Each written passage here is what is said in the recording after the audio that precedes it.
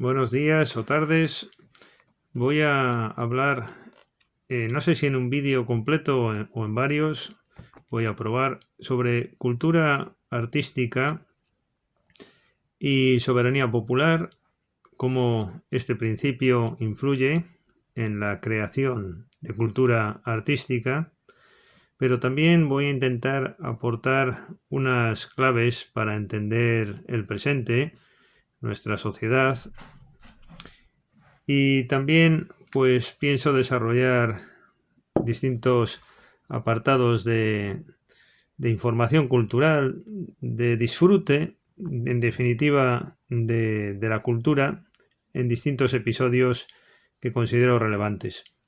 Lo primero que quiero llamar la atención, sobre lo primero que quiero llamar la atención es sobre el impacto de la soberanía popular, que es un principio fundamental de nuestro orden constitucional o jurídico, social, político, el influjo o la influencia o el impacto de la soberanía popular sobre la cultura artística. A mi juicio, no se ha desarrollado en los libros al uso, en los libros de cultura, en los libros que generalmente están al alcance de cualquier ciudadano no especializado en la materia y que quiere introducirse en esto, no está desarrollada la influencia que tiene la soberanía popular en la cultura artística. Sin embargo, a mi juicio, es determinante en la soberanía popular en los modos de creación artística del presente. Tengamos en cuenta que en toda sociedad la cultura es un reflejo de aquello que ocurre, de la idiosincrasia social, de aquello que ocurre en la sociedad. La cultura no es sino un reflejo del poder. En función de cómo esté ordenada en tiempos históricos, estratificada la cultura, se llega a un resultado cultural concreto. Cuando la cultura estaba en manos del clero o de la intelectualidad o de la burguesía o de la nobleza o del monarca, todos estos poderes influyen en la determinación de la cultura y se crea una determinada cultura, ¿no? Y entonces en la actualidad, ¿qué duda cabe de que el poder lo ostenta el pueblo? Esto es la soberanía popular. Nadie puede discutir a estas alturas este principio, pero hay que reconocer la verdad, ¿no? Es decir, las consecuencias. Tiene mucho positivo, pero también tiene algo que quizás no sea tan positivo o que por lo menos nos permite un debate. ¿Qué debate es ese? Pues que si el poder lo ostenta el pueblo, si la soberanía es popular, la producción de la cultura artística va a reflejar la idiosincrasia del pueblo, los modos y maneras populares, que históricamente siempre fue un elemento a considerar lo popular, indudablemente, porque en todo lo intelectual parte generalmente de una base popular. Lo que pasa es que se trasciende, se intelectualiza, se eleva y se crea algo trascendente, algo de especial interés. Pero como decimos, indudablemente, por ejemplo, los líderes de Schubert, entre infinidad y un millón de ejemplos, pues están basados es que se oye incluso, si has vivido en Alemania o en Austria, en todo ese mundo, estás como oyendo la música popular. A mí me recuerda esto a muchas cuestiones personales. Que es indudable que lo popular es la base de la cultura, pero el problema es cuando se agota en esa dimensión la cultura, no se trasciende, y esto tiene que ver con la ostentación del poder, quién tiene el poder socialmente, y entonces se crea una determinada cultura o se crea otra. Este planteamiento, a mi juicio, no está suficientemente desarrollado. No se estudia, no se comenta el impacto que puede tener para bien o para mal lo popular en la creación de cultura artística. Creo que hay que distinguir entre, por un lado, la creación, como estoy diciendo, de cultura artística y por otro lado, y fíjense que hablo de cultura artística, que sobre eso podemos volver con una relación antropológica que me gustaría hacer y sociológica del arte más adelante. Pero yendo por partes, estábamos hablando de que en primer lugar hay que distinguir la producción de la cultura artística y después tendríamos por otro lado el acceso a la cultura o el disfrute de la cultura. Yo creo que la democratización que hemos sufrido o experimentado durante los últimos años, 100 años, ciento y pico, ¿no? Bueno, es un proceso gradual, histórico, incluso desde la Revolución Francesa, con los intervalos, porque en Francia no todo es Revolución Francesa. Yo tengo un librito también sobre esto, El arraigo de la democracia española, donde lo pongo de manifiesto. En Francia no es solo esto, hay intervalos también militares, monárquicos, absolutistas, hay de todo en el siglo XIX. Pero bueno, volviendo a la cuestión, el disfrute de la cultura tiene que ser democrático. Eso es un gran avance social, un avance al que aportaron también los ilustrados, pero durante todo el siglo XIX se va desarrollando. Pero una cosa es la democratización, el acceso a la cultura o en el disfrute de la cultura, que es un gran reto social conseguirlo. Acordémonos de las obras de Simone Weil, por ejemplo, ¿no? Aludiendo a la necesidad de todas las clases sociales humildes que tengan acceso a la cultura. Esto cualquiera que lea literatura u obras científicas de los años 20, 30 del siglo XX se da cuenta de esa auténtica necesidad, ¿no? De llevar la cultura al pueblo, de alfabetizarlo, una necesidad desde luego imperiosa y fundamental. Eso es un gran progreso, pero creo que no se ha hecho esta diferenciación a veces entre el acceso a la cultura, el disfrute de la cultura, que tiene que ser general, pero por otro lado, el debate de si es positivo o no que realmente haya una democratización con tanta fuerza o con tanto reflejo, con tanto impacto en la producción de la cultura artística. Es decir, las obras culturales que se están produciendo, a mi juicio, proceden del impacto, para bien o para mal, de la soberanía popular, de la ostentación, del poder por el pueblo. Esto está generando pues un modelo pop cultural, unas creaciones concretas. Este fenómeno tan arraigado no se ha dado nunca en la historia. En la historia siempre ha estado matizado y había otros elementos que interferían más en la producción de la cultura, que la elevaban de condición mediante una cierta estratificación, un gusto, que para muchos es un problema porque es una explotación, un dominio de una clase sobre otra. Hay mucha crítica también sobre esta cuestión, pero en definitiva esta cuestión del impacto de la soberanía popular nos introduce sobre la creación de cultura artística, nos introduce un debate de si es positivo o negativo. ¿Realmente quiere el pueblo este fenómeno, este resultado? Porque quizás no sea ni siquiera esperado por el pueblo. El pueblo lo que quiere es tener mayor poder político, yo creo que eso es lo deseable, pero si preguntamos a cualquier ciudadano, le decimos, oye, usted o tú, ¿realmente quieres tener controlada la producción de cultura artística? O quizás lo que deseas es que la cultura artística se genere a través de otra serie de códigos y después, eso sí, disfrutar tú, tu familia, tus hijos, disfrutar de esa cultura elevada que se genera a través de otros principios, de una cierta incluso aristocratización, ¿no?, de la cultura. Esto me está recordando a ciertos libros, ¿no? La nobleza de espíritu, Rob Riemann, sobre la base de Thomas Mann, que es quizás quien más desarrolló esta cuestión. Bueno, ¿realmente el pueblo quiere esto? Claro, otro debate es rastrear a lo largo de la historia todos los antidemócratas que ha habido, ¿no? Bueno, esto es impresionante si se pone uno a hacerlo a lo largo de la antigua Grecia, de la Edad Media, lo que viene después, el adjetivo de plebe siempre asociado, lo vulgar. Yo diría que incluso los autores, primordialmente la mayoría, bueno, hay muchos que han traído los grandes avances democráticos, en qué duda cabe, pero hay otros muchos que reflejan una antipatía, ¿no?, hacia el vulgo, hacia la plebe, una preocupación con que este mundo de la masificación y de la masa, al que inevitablemente va asociado lo democrático, por desgracia, pues se vaya a producir, ¿no? Y como me estoy acordando de una frase de Víctor Hugo, ¿no?, que él era demócrata en lo político, pero aristócrata en lo cultural. Qué buena frase, la verdad, ¿no? Porque quizás sea la orientación. La democracia ateniense era en gran medida una democracia que no es como la actual. Esos valores aristocráticos en el gusto, en la producción de la cultural, en la ejemplificación social de algunos respecto de otros.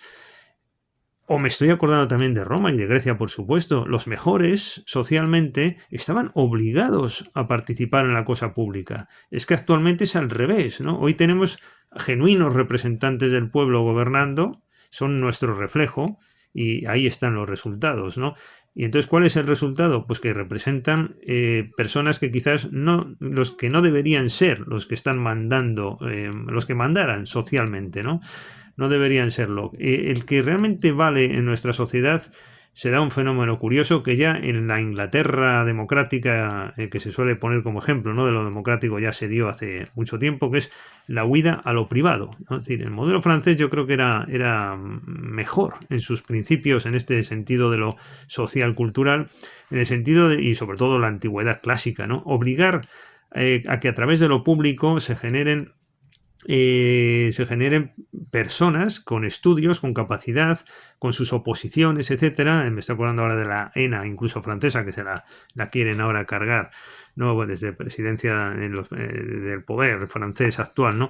Pero bueno, en definitiva, esto de que el fenómeno de que el sujeto que pueda aportar a la sociedad tenga que acabar huyendo a lo privado. Esa es la reflexión a la que yo quería llegar. Es decir, el que vale se acaba buscando su mundo, y eso me parece que no debería ser así. Yo creo que habría una obligación moral incluso de que el que valga socialmente, el que más pueda aportar, ese influya en el modelo social y los valores sean los valores del ilustrado socialmente, y no tener estos representantes que tenemos que reflejan el espíritu popular mayoritario, y eso no da buenos resultados. Esto llevado a la cultura, la cuestión es hasta qué punto esa cultura pop que se ha desarrollado es con esa intransigencia durante los últimos 30, 40, 50, 70 años, es positivo ese fenómeno. Tengo mis dudas. ¿No se podría crear una cultura mejor? ¿No está siendo la cultura pop un reflejo de la sociedad pop que tenemos, de ese modelo de hombre masa que se ha consolidado, se ha consagrado una vez que algunos como Le Bon, Elías Canetti, Ortega y Gasset, por ejemplo, Broch, ¿no?, el libro de Broch tan bueno también, la identificación a veces de la masa con la locura, enemiga de la cultura, por cierto. Bueno, ¿hasta qué punto eso es corregible? ¿Hasta qué punto tenemos que someternos culturalmente a esa voluntad popular? ¿Hasta qué punto ese arte pop es lo deseable? ¿Hasta qué punto el pueblo lo quiere? Volviendo a lo que estaba diciendo también antes en estas charlas improvisadas, ¿hasta qué punto el pueblo realmente quiere tener esta cultura pop, o no quiere más bien disfrutar de una cultura de mejor condición para todos, ¿no? Realmente, porque volviendo a una idea que dejé sin acabar, como tantas otras, a lo largo de la historia se dieron muchos filósofos, o se han dado muchos filósofos, pensadores contrarios a lo democrático. Yo creo que esa no es la vía exactamente, la de criticar el exceso de influencia del elemento popular en lo político. Esa no es la cuestión. Yo creo que el pueblo tiene que tener protagonismo, absolutismo, diríamos. Sobre eso volveremos después. En la ostentación del poder, pero no así en esta cuestión que estoy comentando de lo cultural. Es decir, sí en lo político. No estoy de acuerdo incluso con Sócrates y Platón y con todo el mundo, ¿no?, siempre criticando al pueblo como una masa ignorante y que no es positivo que tenga tanto poder, y que es mejor que esté en manos o compartido con otros, la introducción de elementos aristocráticos en la sociedad. Bueno, esto último quizás se echen falta, pero en general creo que en lo político es la vía para poder seguir avanzando, pero no así en lo cultural, Creo que ahí habría que introducir ciertos resortes, habría que hacer una reflexión, habría que incluso ver cómo debatirlo al menos, cómo la soberanía popular podría matizarse o podría incluso limitarse, como es esencia de cualquier poder. Cualquier poder tiene que estar limitado. Qué reto tan grande fue el que el poder absolutista quedara limitado. ¿Por qué no podemos limitar el poder popular? Se me ocurre a mí pensar. La idea de Montesquieu de limitar el poder absoluto fue porque en ese momento el poder lo tenía el monarca.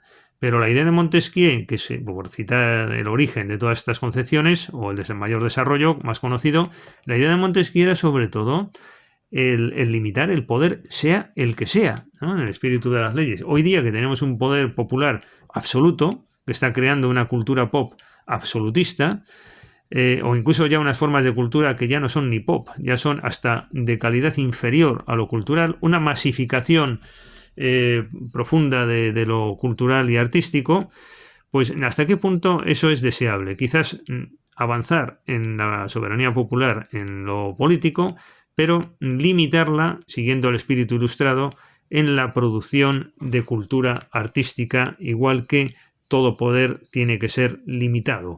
Ese sería el mensaje ilustrado por antonomasia, no el de limitar el poder absoluto. Y es curioso, en plan de anécdota, hasta qué punto hemos fracasado, ¿no? Porque, digo históricamente, ¿no? Me estoy acordando del ángel de Walter Benjamin mirando hacia el pasado, ¿no? Que no veía más que ruinas.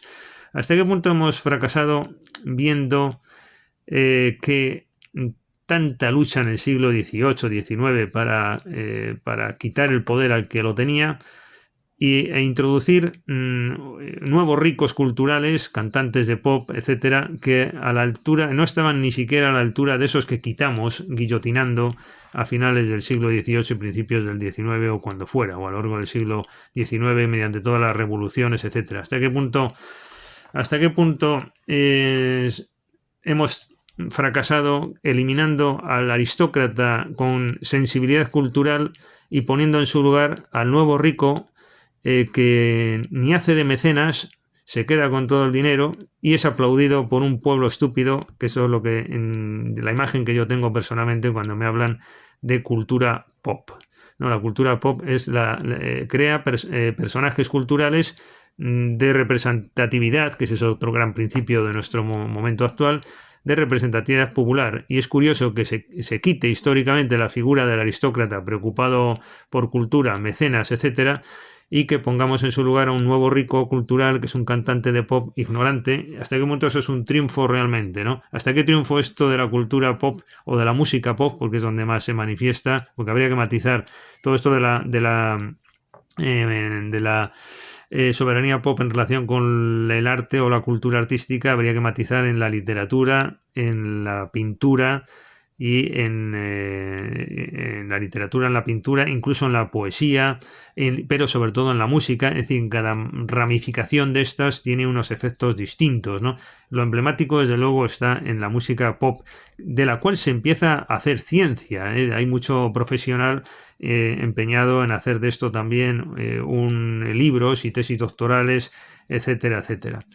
Bueno, el principio democrático es un principio esencial de nuestro tiempo, tiene muchas consecuencias, es el no al elitismo, el no a la oligarquía, y ya estamos diciendo que lo antidemocrático no sería solución, recapitulando en lo político, pero sin embargo, sí sería debatible a la luz de los resultados introducir elementos de aristocratización, por llamarlo así, en la creación de la cultura artística.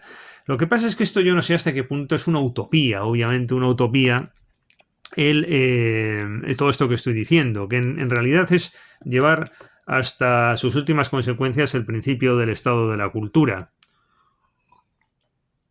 Una utopía en el sentido de ¿realmente podemos hacer esto ante lo sacrosanto del principio de soberanía popular? Hablar aquí de limitarlo, ¿no?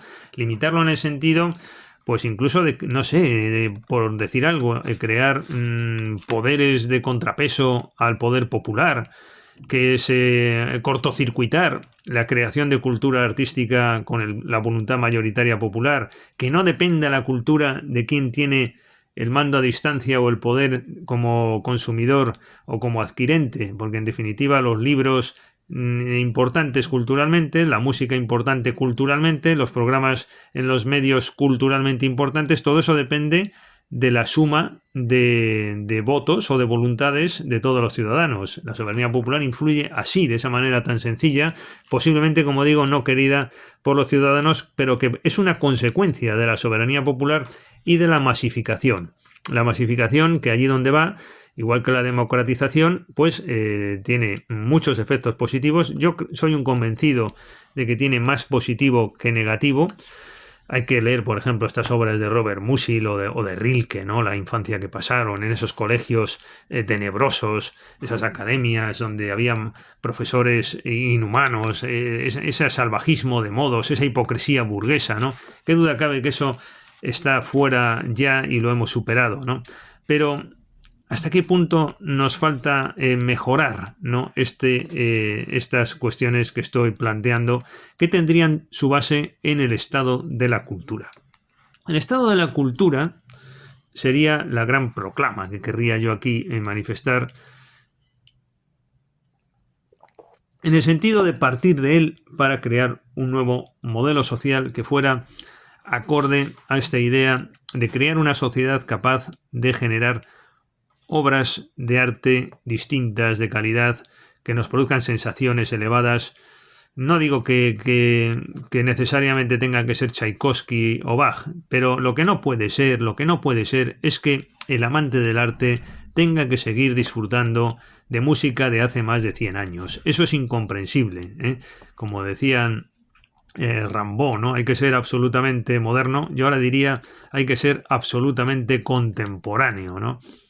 Y en efecto, tenemos un derecho subjetivo, los amantes del arte, los amantes de la cultura, a que se generen obras de calidad en el momento actual y no estar invadidos de música pop o un arte profesional o dominado por profesionales teóricos que parece que la sinfonía de Stockhausen, bueno, ya estoy hablando de una persona más o menos antigua, esté destinada a su colega en cuestión.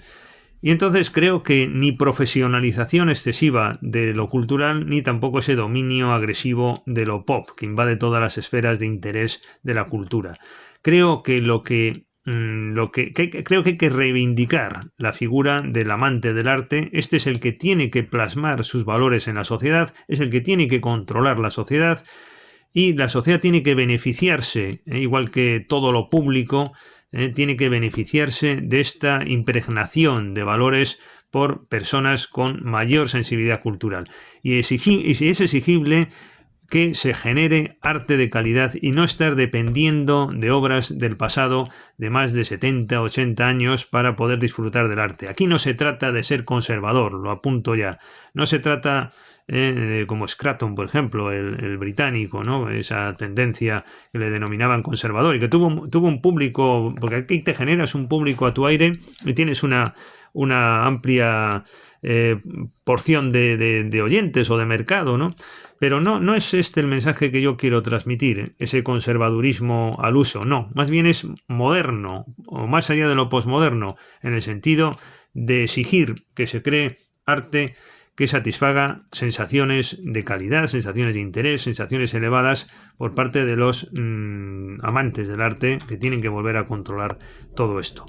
Hay una obsesión por identificar la belleza, la estética, el placer estético con cuestiones políticas, con la lucha de clases, que si la burguesía era la que dominaba el arte y es un gran logro haber superado eso. Yo no lo sé si realmente, bueno, sí lo sé, pero no me parece tan relevante. Lo que quiero decir es que lo principal es crear un diseño que sea capaz, un diseño social, que sea capaz de crear obras de arte importantes. Ese es el gran reto. Evidentemente, la soberanía popular y el Estado democrático parten de lo contrario. Parten de la voluntad popular y la cultura va a ser la consecuencia o el resultado de la soberanía popular y del principio democrático, no al revés. Es decir, evidentemente todo está para servir a los ciudadanos y sus necesidades y no para servir a la cultura. Pero es tal el nivel de degradación pop al que se ha llegado, que yo me atrevo a sugerir lo contrario. Adopto esta posición valiente, conscientemente, de que creo que es mejor al revés, es decir, partir del estado de la cultura y hacer un diseño social que sea capaz de generar obras de arte. A mí me da igual el modelo social que salga, siempre y cuando estén satisfechas las necesidades de los ciudadanos, pero que sea capaz de generar arte que cumpla esas necesidades de un modelo de individuo que está desapareciendo, que está en vías de extinción y que siempre se dio, que es el amante del arte que tiene que volver a recuperar en la sociedad, en el poder y sobre todo en la cultura artística esa posición que le pertenece, y que en lo cultural está invadida por lo pop absolutista, que necesita una limitación, y por la profesionalización de la cultura artística, porque la cultura está en manos de ciertos sujetos que tienen intereses y motivaciones políticas, que es un grupo cerrado de gente que se quejan del elitismo cuando en realidad no hay más élite hoy día que esta élite de personas vinculadas a una ideología concreta, muy de izquierdas, por cierto, que hacen camarilla y que son endogámicos y que controlan la cultura. Hay un modelo, además, en relación con esto, aunque no es lo mismo, de tecnificación del arte, que para ir a ver una exposición de obras de arte, sobre todo en pintura, esto último, necesitas ya alguien que te lo explique, un libreto de lo que quiere decir, que si esta lechuga se está acabando y entonces hay que sustituirla por otra lechuga, porque es que si no, usted no tiene el libreto, no se lo explico, usted no es capaz de verlo. Ese exceso de conceptos, ese exceso de filosofía, eso quizás interese a los que viven de esto, o para hacer tesis doctorales o programas de cátedra, pero el arte no puede convertirse en esto. Hay que reivindicar esa posición del amante del arte. Como decía Borges, el arte nos enseña. El arte consiste en el amor al arte. Lo que enseña es el amor al arte, ¿no? Lo que hay que transmitir realmente, ¿no? Bueno, pues esto me parece fundamental, que recuperar ese espacio para que haya posibilidad, mediante un diseño concreto, porque el arte va a depender, lo que se cree, de ese diseño que se haga, que seamos capaces de crear un modelo social destinado nuevamente al disfrute del arte. Esas tendencias, no hay que ocultarlo, son dominantes y muy intolerantes contra la belleza, la estética, son conceptos que han desaparecido. Cualquiera que abra un libro de arte, etcétera, va a encontrarse rápidamente eso, ¿no? Ahora hay otros conceptos, y con eso acaba todo, hay otros conceptos. Entonces, ¿qué conceptos hay? Y no puede ser partidario de lo anterior. El placer estético, eso está muerto. Aparte que hay ciertas contradicciones. Yo voy a explicar aquí rápidamente por qué el placer estético no ha muerto. Es una contradicción y una falsedad. Entre otras cosas, voy a detenerme un poquito en esto del placer estético porque se contradice continuamente, ¿no? Esto del placer estético no es un concepto positivo, es algo superado, es algo burgués, incluso con esa ideologización que se procura siempre de esto, ¿no? Y ese rum continuado, ¿no? Y si te gusta esos conceptos de lo bello, etcétera, eres un anacrónico, tienes un mensaje viejuno, digan a decir, una palabra que no es muy bonita, por cierto, ¿no? Bueno, pues todo esto, ¿no? Entonces, yo voy a decir aparte de que eso no necesariamente es así, y aparte de que, vuelvo a insistir, yo digo no al pasado también. Hay un compromiso de esto, hay un artículo de Artaud en el francés muy interesante, pero si me da tiempo después me detengo en él. Pero hay un compromiso de crear arte, de disfrutar arte, de que se conozca a los artistas. Iremos después al tema del Estado, qué posición tiene en todo esto, ¿no? Y entonces, pero sin perjuicio de todo esto, es que además es mentira lo de que el placer estético ya haya desaparecido. Y hay una cierta hipocresía o confusión. Primero, fíjense, el placer estético.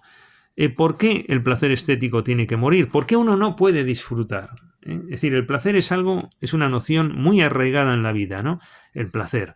el placer se da en todo, ¿no? Es decir, hasta en las bebidas, ¿no? El placer, en la comida. Es decir, ¿por qué tenemos que renunciar al placer en el arte? ¿Por qué tengo yo que renunciar? Porque hay otros conceptos, porque me lo diga un profesor de arte o un científico, ¿no? Que posiblemente no tenga la sensibilidad necesaria para entender de arte, ¿no? O ¿por qué tengo que estar dominado a lo pop? Absolutamente, ¿no? ¿Por qué no se genera un arte de interés? Yo no digo que sea Tchaikovsky o Bach, como dije antes, lo que haya que estar oyendo ni lo que haya que estar creando, pero esa sensación es universal. Y aparte que esto dicen es que están en contra del siglo XIX porque es cuando se genera la lucha de clases y el arte está en manos de la burguesía y no sé qué. Yo les digo, otra de las mentiras de esto, y Monteverdi, que era burgués, Monteverdi era del siglo XIX y Bach era también un músico burgués decimonónico, y hay que acabar, porque es que el referente de lo que hay que acabar es justo lo de finales del XIX, ¿no? Que es lo que no gusta, y lo romántico que tampoco gusta. Bueno, pues vamos a ver, Bach, Monteverdi, eso, pero yo tampoco tengo por qué estar oyendo todo el día a Bach y a Monteverdi. A mí, yo exijo como amante del arte, o reivindico, o mejor dicho, una figura así actualmente, y para eso también tiene que tener poder social.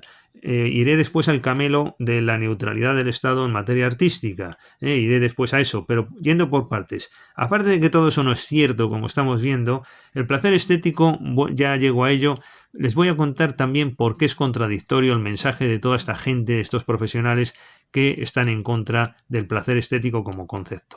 Primero, porque el placer se da en todas las esferas de la vida, dígaselo a Onfray, el hedonista, y a muchos otros que escriben actualmente sobre el placer. ¿Por qué no estético? Porque, por cierto, Onfray, cuando escribe de estética o de música, una persona moderna y atea, etcétera, y sin embargo se fija en los músicos de música clásica de hace 100 años y 150 años, ¿no? Es decir, que tenemos que estar todos con ese discurso.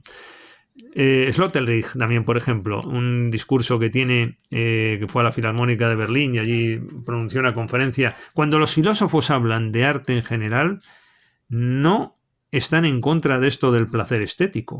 Es decir, es el concepto que tiene cualquiera en su cabeza. Es decir, cuando te sales del circulito de los libros de arte, etcétera, etcétera, los demás, el filósofo al uso, el poeta, el escritor, todos manejan este concepto del placer estético, que está tan denostado según muchos y que es burguesía pura y que es lucha de clases y no sé qué, ¿no? Bueno, pues todo eso se sigue manejando cuando se sale del circulillo ese endogámico, endogámico pero potentísimo y enorme, porque todo el mundo dice lo mismo, ¿no? Pero cuando habla un filósofo general, en un discurso general, la música lo identifica con eso. Es verdad que otro ejemplo de Sloterdijk en la Filarmónica de Berlín, cuando soltó un discurso del que me estoy acordando ahora, hablaba de la música de Beethoven. Claro, pero es que hay que estar hablando siempre de esa música. Es que no somos capaces de que no sea algo pop ni tampoco profesional, algo a la altura de lo que se exige, ¿no? Para seguir disfrutando. Porque el disfrute no puede ser un concepto. Pero es que además es mentira todo esto, porque el placer se sigue dando en las artes. En poesía, por ejemplo, nadie dice que hay que erradicar el placer estético. Vamos a ver, ¿por qué tiene que ser esto solo en determinadas facetas del arte y no en otras, ¿no? Porque en la poesía sigue siendo un concepto al uso perfectamente manejable. Y después una cosa muy curiosa. Todos estos que hablan de que el arte ha muerto, etcétera, que bueno, el arte ha muerto, por cierto, por la soberanía popular, no por Hegel ni por Nietzsche, ¿eh? Bueno, pero todos estos, después resulta que cuando hacen textos de arte, hacen textos auténticamente maravillosos a veces, maravillosos. Y sin embargo, ahí sí se permite el placer estético y lo valoran, ¿no? Me estoy acordando, por ejemplo, ya no de estos profesores que a veces es verdad que no llegan a ese nivel, pero valoran positivamente el placer estético que producen obras, por ejemplo, de Pascual Quiñar, ¿no? Esas obras son maravillosas. Hay un género, yo de esto he publicado algún que otro artículo, ¿no? En algún periódico. Ahí se está generando incluso un nuevo modelo literario que combina lo poético, lo personal, lo histórico, con la cantidad de conocimiento que tienen o que tenemos, o sobre todo tienen otros, ¿no? de cultura, o los que nos pasamos todo el día estudiando, etcétera, todo eso, si eres poeta o amante de la cultura, haces ahí una especie como de envuelto, ¿no? Un puré maravilloso, ¿no? Con un sabor delicioso al final, combinando tu experiencia personal, lo poético, lo estético, lo religioso, los conocimientos, etcétera. Ahí está, por ejemplo, el libro de Alexander Nemerov, ¿no? Que habla de la Kunstgedichte, ¿no? Kunst es arte y Gedichte poesía, ¿no? Libros de Agamben, libros de Pascal Quignard, que acabo de citar, libros de Roberto Calasso, ¿no? Todos estos libros son realmente la respuesta a Lord Sandoz de Pascal Quignard, ¿no? Son libros que combinan lo personal, lo culto, lo estético. Yo creo que hay sí que hay placer estético. Entonces, ¿por qué se está negando como concepto en esos otros ámbitos generales, ¿no? Yo realmente creo que eso es una contradicción. Y después resulta, como último elemento, uno más añadido, es que sigue habiendo placer incluso en esos ámbitos que se niega. Lo que pasa es que cambia el concepto de placer, ¿no? Porque hay personas que al parecer les produce placer la basura, les produce placer el mal gusto, un cuadro con unas compresas y echando sangre y no sé qué, cosas de estas, ¿no? Lo escatológico, lo no sé qué. Vamos a ver, realmente, entonces, ¿de qué hablamos, no? Es decir, yo no puedo tener, una persona no puede tener placer estético, pero no en sentido conservador, sino esa exigencia de seguir teniendo sensaciones potentes que te produce el arte, ¿no? Que es el sentido de la vida, ¿no? Como diría Nietzsche, ¿no? Lo que no es música es hastío, pues esa es la mejor frase que hay. O hay que ser sublime sin interrupción, ¿no? Que dijera Baudelaire también, ¿no?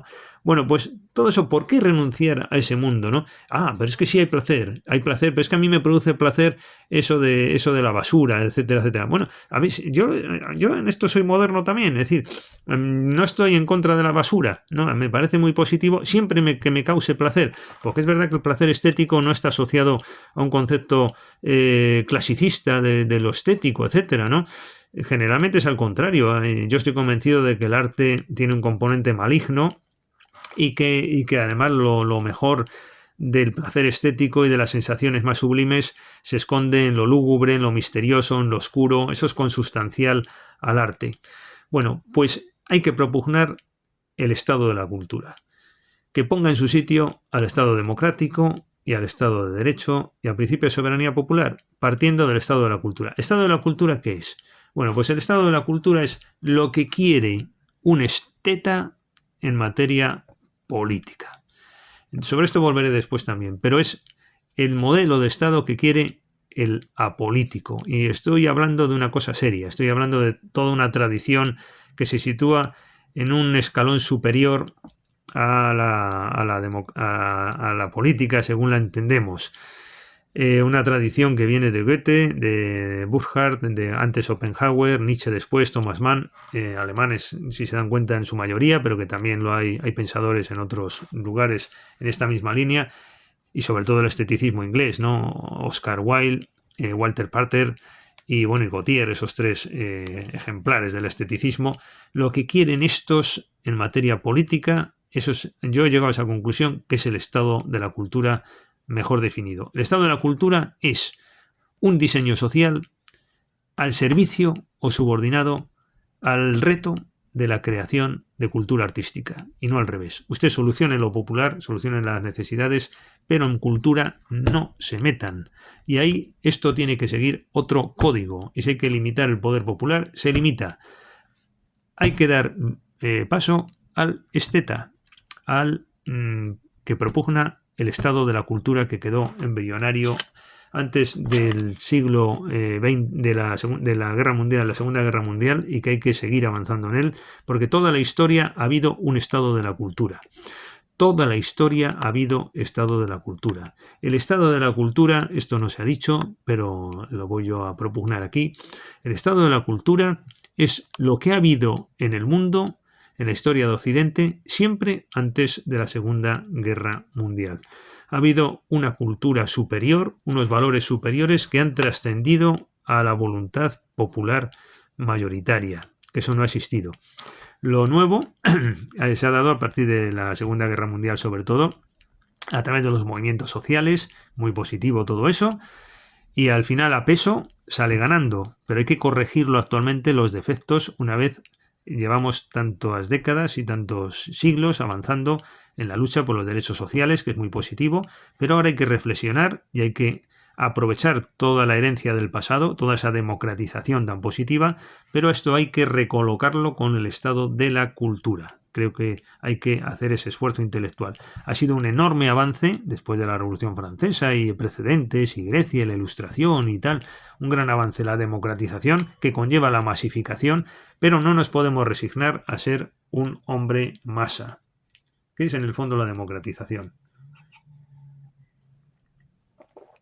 Eso de la aristocracia de espíritu tiene importancia, el estado de la cultura lleva a recolocar todos esos postulados y el diseño social tiene que hacerse por personas que tengan más capacidad cultural o artística y crear un modelo que permita al arte influir en la sociedad. Esto después voy a contar que tiene riesgos, tiene peligros y más de lo que parece, es un tema filosófico importante. Pero de momento tengo que afirmar esta idea. La primera de ellas, que es la necesidad de avanzar en esta dirección, de crear un diseño social acorde a la creación de obras artísticas de calidad. Occidente tiene ese compromiso, sobre todo el mundo alemán estaba realmente volcado en ese logro, para bien y para mal, porque son también los que nos trajeron las desgracias que provoca la cultura, que voy a hablar después de ello, pero eliminando ese riesgo, ya lo estoy adelantando, eliminando ese riesgo y siendo conscientes de ese riesgo, hay un campo que recuperar y que avanzar en él por la vía más genuinamente occidental y europea, que es el estado de la cultura, que recoloque la soberanía popular y el principio democrático para lograr estos fines de superación del profundo aburrimiento que produce el modelo social actual y sus políticos y todos esos cantantes pop y todo lo que ha traído la democratización y la popularización de las distintas esferas con una intransigencia y un absolutismo fuera de lo normal, con la reflexión de poder limitar esos efectos en lo negativo para que el bueno no tenga que huir a lo privado. En Inglaterra llevan así ya siglos y en el resto parece que viene ese fenómeno con mayor pujanza, aunque ya vivimos en él desde hace mucho tiempo. Y conseguir que lo público sea algo de interés, hay que apostar por lo público. Los buenos tienen que impregnar con su mentalidad toda la sociedad para que se beneficie la sociedad, no tiene que huir el capaz de la sociedad, pero al mismo tiempo la sociedad se tiene que beneficiar y la sociedad además no te está pidiendo influir en la creación cultural, posiblemente. Es verdad que hay mucha intransigencia con lo pop y es verdad que todo esto tiene un componente de utópico importante, porque claro, ¿cómo consigues esto, no? Que pasaría por limitar la soberanía popular para crear obras de arte de especial interés y pasaría por también una mayor visualización de lo artístico en todas las esferas, quitar de esa visualización a través del Estado en gran medida, ¿no? de todo lo popular que está invadiendo excesivamente el espíritu del tiempo, para conseguir esa impregnación mayor de lo culto, de lo sensitivo alto, etcétera, etcétera, etcétera. Bueno, pues yendo por partes, vamos a este tema del Estado, precisamente a profundizar también brevemente, a profundizar en esta cuestión. Hay un principio esencial que es coherente con el Estado democrático y la soberanía popular, etcétera, que es el principio de la neutralidad del Estado en materia de cultura. Tú preguntas a cualquier jurista que sepa de esto y te va a responder de esta manera. El principio de neutralidad, todos los que pasamos por ahí lo estudiamos como creencia de nuestro tiempo, no nos preguntamos más, pero llega un momento en que surge también, si profundizas, una reflexión. ¿Realmente esto es lo deseable o no es una excusa para consagrar un modelo vulgar y mediocre culturalmente, con los efectos que al final provoca? ¿No es esto realmente lo que produce la neutralidad del Estado? La neutralidad del Estado, en donde más se ha desarrollado obviamente es en Alemania también, con la Ley Fundamental de Bonn de 1960, como consecuencia de los trágicos acontecimientos de la Segunda Guerra Mundial y los años anteriores a ella. Es evidente que en ese contexto, claro, no te queda otra. Hay que afirmar la neutralidad del Estado. Se ha perseguido por el Estado a los artistas y entonces no queda otra que partir de este principio esencial de la neutralidad del Estado.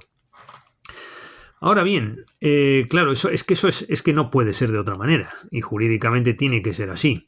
Pero una vez llegamos a ya 80 años, ¿no? Desde la Guerra Mundial, desde que terminó, ha pasado tanto tiempo, surgen las reflexiones, ¿no? Es decir, eso es así, es así. De ahí hay que partir la neutralidad, un Estado que deje libertad a los artistas para que se desenvuelvan creativamente como libremente consideren, obviamente, ¿no? Pero ¿hasta qué punto un Estado no dominado por la cultura es deseable, ¿no? Por cierto, si leemos libros de Stefan George o de Gottfried Benn o de todos estos estetas, en el fondo son estetas apolíticos, en el fondo todos estos propugnaban lo contrario, que es el dominio del Estado por parte de lo estético. Este es otro tema al que quiero también llegar después, la estetización de lo social y de lo político, si es deseable o no. Y claro que es llevar el estado de la cultura a sus últimas consecuencias, que es lo que yo siento. No pienso, pero siento. Y también pienso, ¿por qué no decirlo? Bueno, pues porque tiene fundamento lo que voy a contar, ¿no? ¿En qué sentido? Pues la neutralidad del Estado es una burda excusa para mantener todo esto de la soberanía pop y los resultados que produce, ¿no?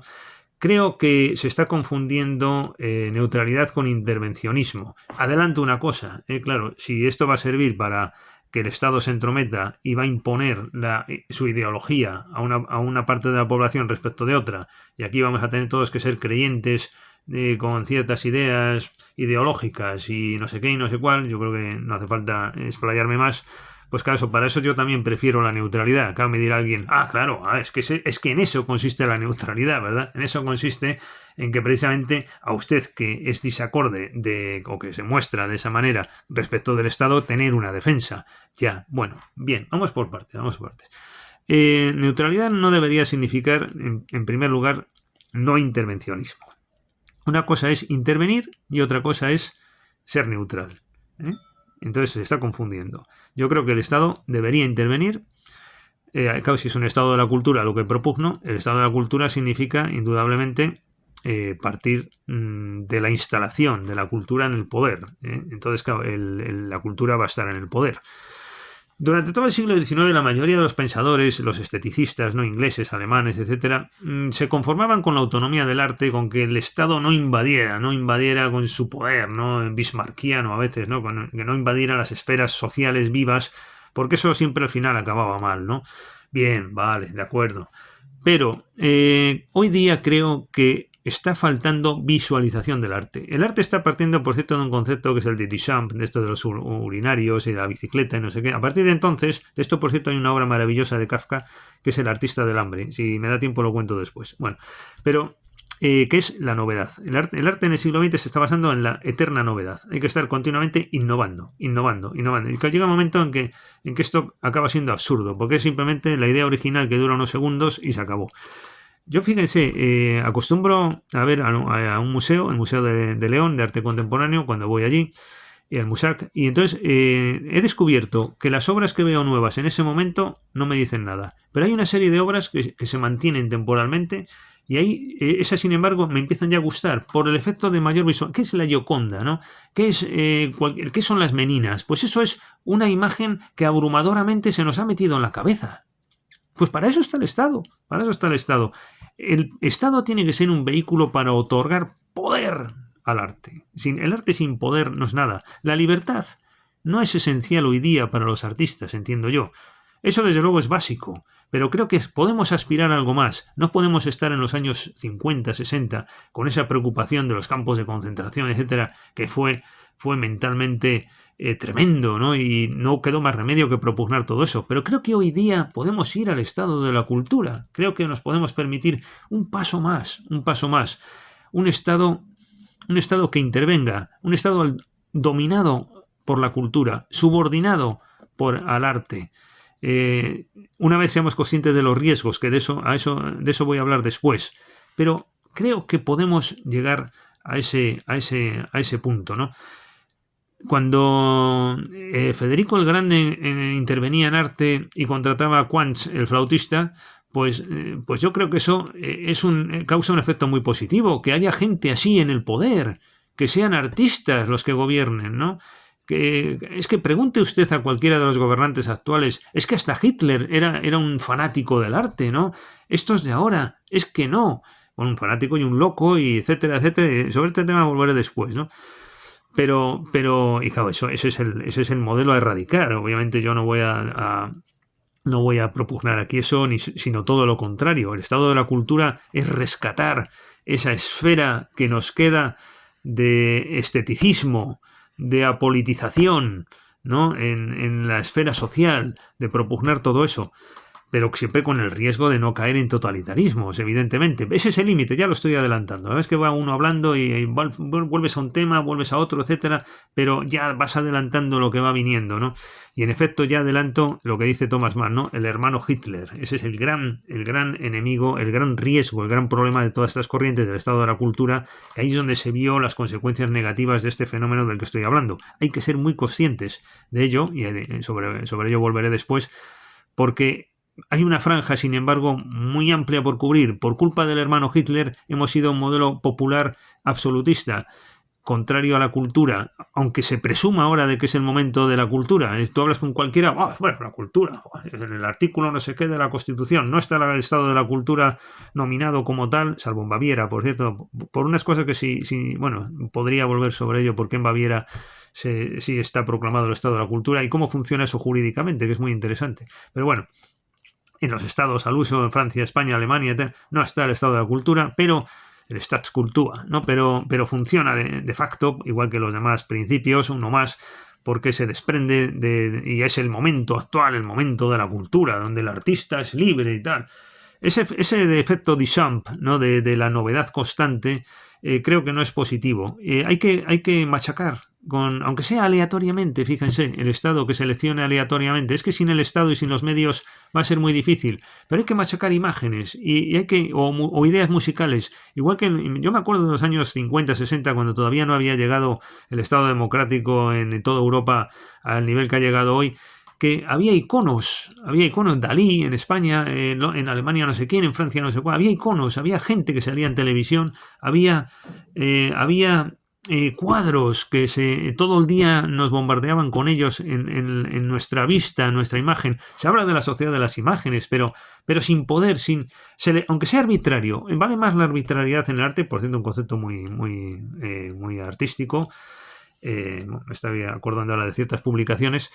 La arbitrariedad vale más eso, pero el caso es que haya impacto social, que esto llegue, la visualización de imágenes, de creaciones del arte, vale más eso a la neutralidad artística, según se está entendiendo, de dar libertad, pero que falta poder, no hay visualización, no se conoce nada, falta información, falta conocimiento. Si es que ya no hay ni dramaturgos, ya no hay ni actores de teatro tampoco que conozcamos. El otro día salía una noticia que si es ruinoso ese sector, que por cierto esto no se arregla con dinero, como decía ese querido español, ¿no? Sánchez Ferlosio creo que era, que decía, me hablan de cultura y doy un cheque y tal.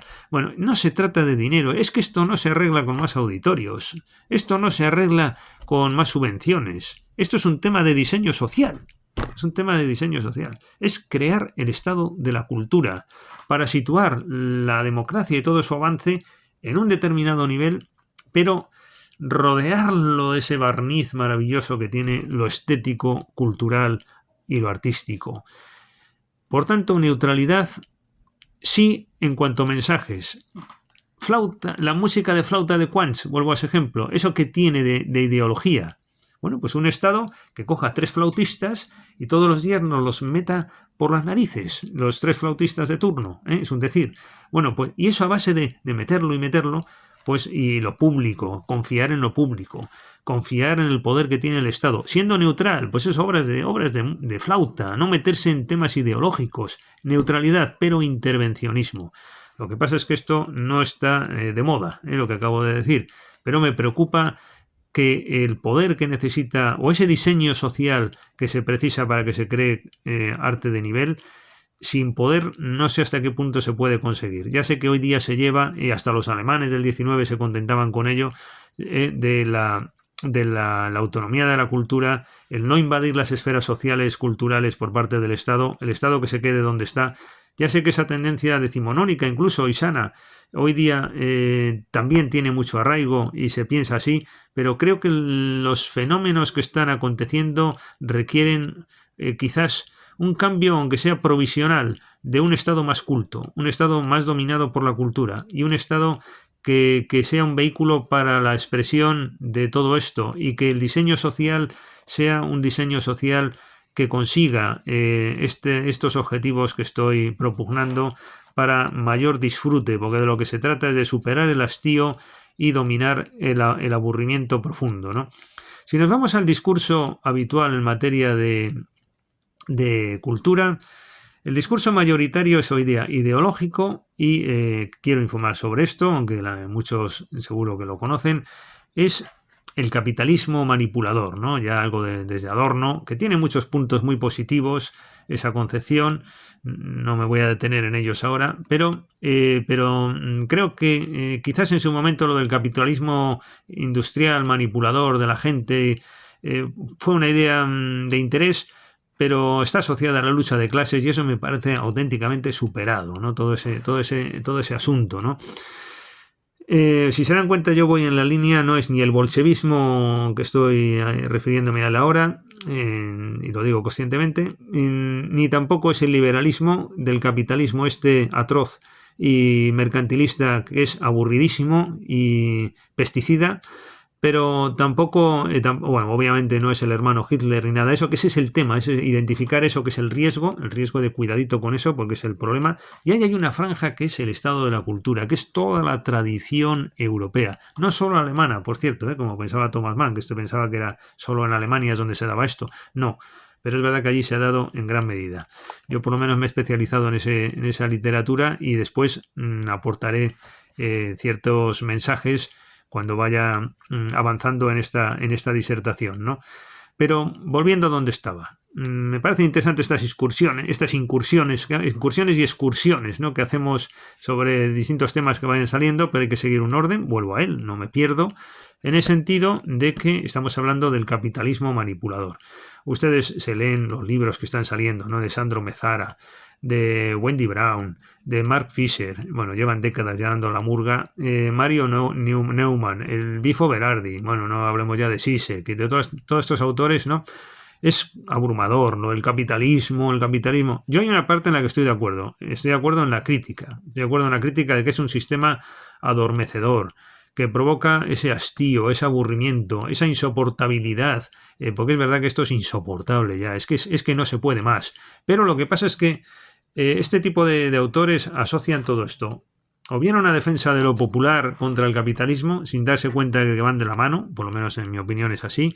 El pueblo quiere consumismo, el pueblo quiere capitalismo, no se le está oprimiendo, es lo que quiere. Tú a un pueblo le das libertad, tú le das libertad a Cuba o das libertad a un país de donde sea que no tenga libertad en este momento. ¿Y qué es lo que quiere la gente? La gente quiere consumismo y quiere pop, y quiere americanismo y quiere todo esto, ¿no? Ya lo han visto, en cuanto uno puede, se va a la OTAN y al bloque occidental, el bloque que se identifica con la libertad, ¿no? Pero es verdad que es un sistema superable, es un sistema corregible, un sistema atrofiado, un sistema insuficiente. Yo estoy de acuerdo en esa crítica que se hace desde lo cultural, que es un sistema soporífero, adormecedor. Hasta algunos lo asocian hasta con el consumo de drogas, hasta con que se duerme mal. Bueno, no se imaginan la cantidad de libros y libros que hay sobre todo esto, ¿no? Es insoportable. Estoy de acuerdo en todo eso, pero creo que la solución no es el bolchevismo, que en el fondo es lo que se propugna por el 90% de estos autores, y además, o no es la ausencia de soluciones, quedarse en la crítica. Yo creo que sí hay una solución. Es verdad que hay un componente utópico. Yo también tengo dudas de si esto del estado de la cultura no es al final un discurso bello que se puede hacer aquí o en cualquier sitio, es una gran conferencia, diríamos. un gran debate intelectual, yo creo que es el debate de nuestro tiempo por antonomasia, pero no sé hasta qué punto se puede llegar a él por las mayores posibles desventajas que puede tener limitar algo tan importante como el principio de soberanía popular o el Estado democrático, etcétera. Pero tampoco se trata de erradicar eso, sino de recolocarlo, porque además la gente no quiere otra cosa, la gente quiere creación de buena cultura posiblemente, el que no lo quiera pues lo lamento mucho, pero esto de lo pop creo que le ha llegado su momento y la sociedad impregnada por ese absolutismo. Me estoy acordando ahora precisamente de Simon Fitz y tantos otros que hablaban de Nietzsche, del absolutismo estético, ¿no? Qué diferencia, ¿no? De ese absolutismo estético a este absolutismo pop, ¿no? Artístico, cultural que tenemos, ¿no? ¿Por qué no corregir eso? Es que lo que más me sorprende es que uno habla de esto y los mayores detractores seguro que los tienes en el mundo de la cultura, en el mundo de la profesionalización del arte, en el mundo de lo pop.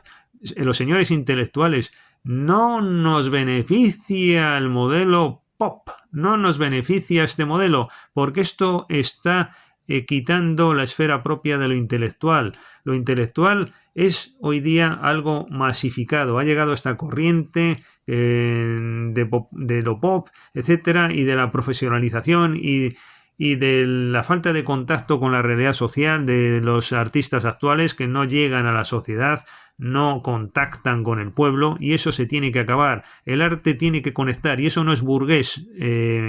Hay una autora ahora que no me sale el nombre, así Martha Rosler. Eso no es burgués, señora Martha Rosler. Eso de que el arte está al servicio de la burguesía y no sé qué. Yo no estoy tampoco diciendo eso, no. Olvídense ya de esto de la lucha de clases. Cuando lleguemos al tema del gusto lo vamos a dejar más claro. Yendo por partes, el discurso dominante actual es el del capitalismo manipulador. Yo pienso que la creación de cultura artística el factor determinante no es el capitalismo manipulador, sino la soberanía popular. Y están los dos interrelacionados. Es verdad que sí hay una élite cultural, pero bueno, hablando de élites, bueno, si habláramos de la élite del otro lado, eso sí que es élite, ¿eh? Miren ustedes los puestos culturales, quién los tiene y lo que interesa al amante del arte en la sociedad actual, interesa cero, ¿no? Esto está todo en manos de ciertos colectivos, ¿no? Bueno, pues realmente esto del capitalismo cultural se ha exagerado y es verdad que tiene su influencia, como no, pero eso de que el pueblo es una especie de colectivo engañado, como que no piensan, etcétera. No, el pueblo piensa y el pueblo elige, y elige la cultura que quiere, y elige la cultura que tenemos, y elige el pop, y elige Estados Unidos, y elige la libertad, y eso es el pueblo. Y el consumismo y el capitalismo van de la mano, y además es que se da la gran paradoja de que todo esto viene de Estados Unidos, todo esto del pop, precisamente, que es el lugar del capitalismo, y hay mucha hipocresía en todo esto, de personajes, de tendencias muy de izquierdas que sin embargo después se suben al capitalismo o están en esa cultura que en el fondo consumista ha creado el propio capitalismo y eso lo sabe todo el mundo, ¿no? Y entonces eso hasta qué punto no es una hipocresía, bueno, si habláramos de esto. Bueno, el consumismo entonces, por tanto, es algo deseado, la cultura se origina por la voluntad popular, sin perjuicio de la industria cultural, que también influye, las grandes editoriales, evidentemente, en la literatura se ve claro que controlan el proceso cultural, literario, pero ahora bien, están dominadas por el gusto popular, si no, no venden. Es decir, que hay una interrelación, hay una interrelación clara. Esto no es solo capitalismo manipulador. Yo por lo menos pongo en valor en un cierto porcentaje, que ya considerando el planteamiento cultural que tenemos, ya es mucho decir esto, que es la puesta en valor de la voluntad de los ciudadanos a la hora de crear arte, la puesta en valor. No se está considerando suficientemente. Y se habla de cultura, al final hay que saber derecho, al parecer, porque es que esto, al parecer hay que ser jurista para darse cuenta. Me estoy acordando ahora de Kafka, ¿no? Que es el mejor escritor para mí de todos los tiempos y quizás sea porque es jurista o estudió derecho, ¿no? Por culpa de su padre, lo de las cartas a su padre, acuérdense. Bueno, pero es que esto de ser jurista al final te da una dimensión que en lo cultural al parecer es fundamental, porque no se puede desconocer el impacto de todos estos principios de soberanía popular, etcétera, ¿no? Y ese discurso del capitalismo manipulador, bueno, pues bien, tiene su importancia, pero hay que ponerlo un poco en su justa medida, ¿no? Bueno, ¿qué más temas? Del elitismo podríamos hablar también, mucha literatura sobre eso. Hay mucha literatura también sobre la caracterización de nuestra sociedad, de nuestro mundo, Es importante al hilo de lo que estamos hablando el factor del miedo, la soledad, la angustia, la depresión, como características de nuestro tiempo. Todos estos personajes, ¿no? Como Byung-Chul Han, que cada vez que publica un libro, ¿no? La editorial Herder enseguida, al segundo, ya está publicando sus libros. Estos autores tienen un gran éxito, un gran reconocimiento. Quizás García Fernández de Burgos tenga menos facilidades para acceder a estas editoriales que son las buenas, y claro, en la cultura, si no estás ahí, pues no tienes un canal y pierde sentido tu actividad, ¿no? Pero hay que entender que estas grandes editoriales sufran una fascinación impresionante, ¿no? Por Byung-Chul Han y no sé quién, y Harmon Rosa con el tema de la aceleración, la indiferencia como factor social. Estos son Bifo Berardi, Sandro Mechara, pues todos estos son los ídolos, ¿no? De nuestro tiempo, que son los que dicen que no hay espacio para ellos, pero son los que controlan todas las grandes editoriales. Al menos yo lo que veo es que se publican libros de estos personajes: Taurus, Tusquets, Planeta, por supuesto, Herder, acabo de decir, etcétera, etcétera, ¿no? Sale un libro de ellos y al minuto ya está. Es decir, un pensador en español que se apellide García González, pues no tiene las mismas oportunidades, al parecer. Y estas grandes editoriales es verdad que influyen, y estos libros son los libros que realmente gustan, ¿no?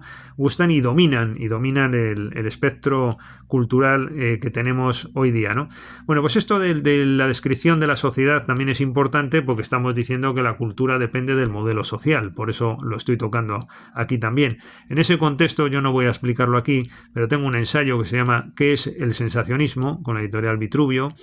Y entonces en ese ensayo yo explico mi propia visión de la sociedad actual. Considero que es una sociedad sensacionista, un sensacionismo pop dominante, donde sensaciones de ese nivel son las que caracterizan las reacciones humanas más importantes y definen el modelo social. Y el que está fuera de ese fenómeno de hombre masa de sensaciones pop, que es lo que se busca, ¿no? Los viajes, la diversión, el no sé qué, no sé cuál. Uno pasa de ir a la trapa y oír gregoriano y al minuto siguiente pues abrir una cosa pornográfica, y después pasas a ver un sermón del Papa y después no sé qué. Bueno, pues es todo lo que te produzca una sensación, pues todo vale, y en el mismo paquete, ¿no? Paquete multiusos. Paquete de viaje.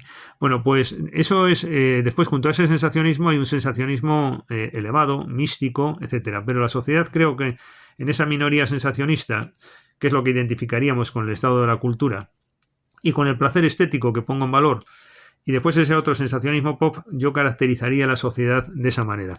Hay, por cierto, relación con obras de Bacon, con el pintor de Deleuze, etcétera. En el posmodernismo incluso hay algunos, Cuspid también. Es decir, hay autores, pero sobre todo yo encuentro relación con ese sensacionismo sobre el que yo he escrito, con autores del siglo XIX y del siglo XX de otro talante, pero que no voy a explicar, no es el momento aquí de desarrollar la idea.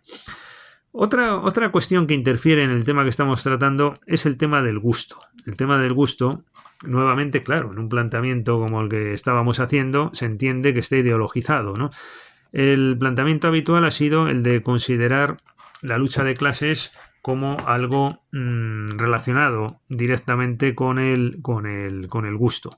Hay una clase dominante que tiene un gusto y genera unas determinadas obras de arte, y una clase dominada, proletaria o simplemente sometida a otros que tiene otro gusto, ¿no? Un gusto más popular. Y al parecer, precisamente de lo que se trata es, por ello mismo, de acabar con esas personas que tienen un gusto superior, porque es el fruto de una clase que no se acepta en el mecanismo de la lucha de clases, ¿no? Bueno, todo esto incluso tiene cierto reflejo en Bourdieu, ¿no? Cuando te habla de que sigue habiendo personas de una clase determinada que tienen unos rasgos culturales que llevan a hablar de un determinado gusto. Esta identificación del gusto clásico con lo burgués es esta Marta Rosler, ha publicado de esto. Hay estudios también sobre Carlos Fajardo, ¿no? Los tipos de gusto, una publicación interesante. Bueno, el clásico Milay Fontanals que tenemos nosotros en España. ¿A quiénes más tenemos? A Thorstein Veblen, el de la clase ociosa, en efecto, Veblen, sí, el de la clase ociosa, ¿no? Que también sigue con la idea de clase en el fondo, ¿no? Que hay una clase ociosa que domina el gusto y oprime, etcétera. Yo personalmente la posición la tengo muy clara. Uno, creo que no todos los gustos son iguales, en eso me parece evidente, pero me parece también, dos, clarísimo que esto no tiene nada que ver con los gustos hoy día. Es que esto de la lucha de clases es un tema del pasado. Hoy día el quiz está en que todos tengan igualdad de oportunidades. Si todo el mundo tiene igualdad de oportunidades, ese es el gran reto. Es verdad que unos serán más listos o más bobos, otros tienen mejor gusto, otros más ricos, otros más pobres. Pero eso ya no tiene que ver con la lucha de clases, sino simplemente si partes de que todos tienen la igualdad de oportunidades, eso sí que es un gran reto, irrenunciable, que todo el mundo tenga igualdad de oportunidades, igualdad de base. Entonces, lo otro ya sobra la lucha de clases. Yo, en relación con el gusto, yo creo que hay gente con gusto elevado y con gusto pop, ¿no? Con gusto popular. Y entonces lo que pasa es que no debería monopolizarse el gusto por los segundos. No hay un gusto masivo, siguiendo la terminología de Carlos Fajardo, ¿no? Del gusto masivo, ¿no? Yo creo que la cuestión no es la identificación de un gusto con una clase, eso está superado. Y al hilo de esto viene la cuestión de la alta y baja cultura, ¿no? Que tanto se ha hablado de esto, ¿no? La alta cultura y la baja cultura, que hoy día precisamente se usa al revés de como se usaba tradicionalmente. Hoy día es un insulto al que propugne la alta cultura, porque si tú propugnas la alta cultura eres un pedante, ¿no? Un pedante metafísico. Entonces, o metafísico, como decía uno. Entonces, bueno, me lo he inventado yo en una de mis obras literarias que estoy haciendo. Me gusta inventar términos. Bueno, en definitiva, creo que esto de la alta y de la baja cultura no es como antes, sino que ahora lo peyorativo es precisamente tener alta cultura, porque te van a tildar de medio fascista, ¿no? Diríamos en los modos y costumbres que se llevan hoy día. ¿Qué más tenemos? Bueno, pues tenemos el tema de la estetización. Es un tema delicado. Voy a hacer una pequeña pausa y vuelvo ahora mismo. La estetización, decíamos, es un tema que suena bien, creo, ¿no? Es decir, vamos a propugnar la estética en la esfera de lo político. Y sin embargo, el problema está en cuando profundizas más en esta cuestión, te das cuenta de que un autor de la talla de Walter Benjamin, una figura interesantísima y clave, ¿no? En toda la teoría del arte del siglo XX, del que podríamos hablar mucho, incluso de su muerte y de sus obras, etcétera. Pues en conclusión dice que la estetización en el ámbito de lo político es un fenómeno negativo, que además se asocia al fascismo y al nazismo. Él lo asociaba obviamente como alemán al nacionalsocialismo. Y qué duda cabe de que tiene razón. Nos vamos introduciendo en esa problemática de que yo no sé si es por efecto del demonio, como diría Thomas Mann, o qué ocurre aquí, pero la estetización y el mundo de la cultura llevada al poder y una sociedad dominada por principios artísticos tiene sus riesgos y puede producir efectos no deseables. Entonces, un fenómeno como la estetización de la política, que para una persona que está propugnando el estado de la cultura a modo de un esteta en materia política, ¿no? Resulta tan seductor y tan convincente, pues nuevamente la conclusión a la que yo llego es que no hay que renunciar, lo lamento Walter Benjamin, no hay que renunciar a la estetización de la política, sino simplemente ser consciente del peligro. El peligro siempre es lo que llamaba Thomas Mann. Es que me parece maravillosa esa definición, es que lo dice todo. El hermano Hitler es el hermano de lo artístico, el hermano que está ahí, y ese es el peligro, ¿no? Entonces, una vez se racionaliza ese fenómeno, sin embargo, la estetización de la política, a mí personalmente, me parece la línea a seguir también. Sin esas derivas de estas corrientes políticas de los años 30 en Alemania, pero me parece un camino interesante. Hay algunos autores que rescatan bueno, Simmel ya históricamente, pero otros posteriores que rescatan la idea de la estetización en la vida misma, ¿no? Bueno, por eso en el fondo es el esteticismo, los ingleses sobre todo, esos tres admirables, ¿no? Son los que quizás más allá desarrollaron. Me estoy acordando ahora de la obra de Walter Pater, ¿no?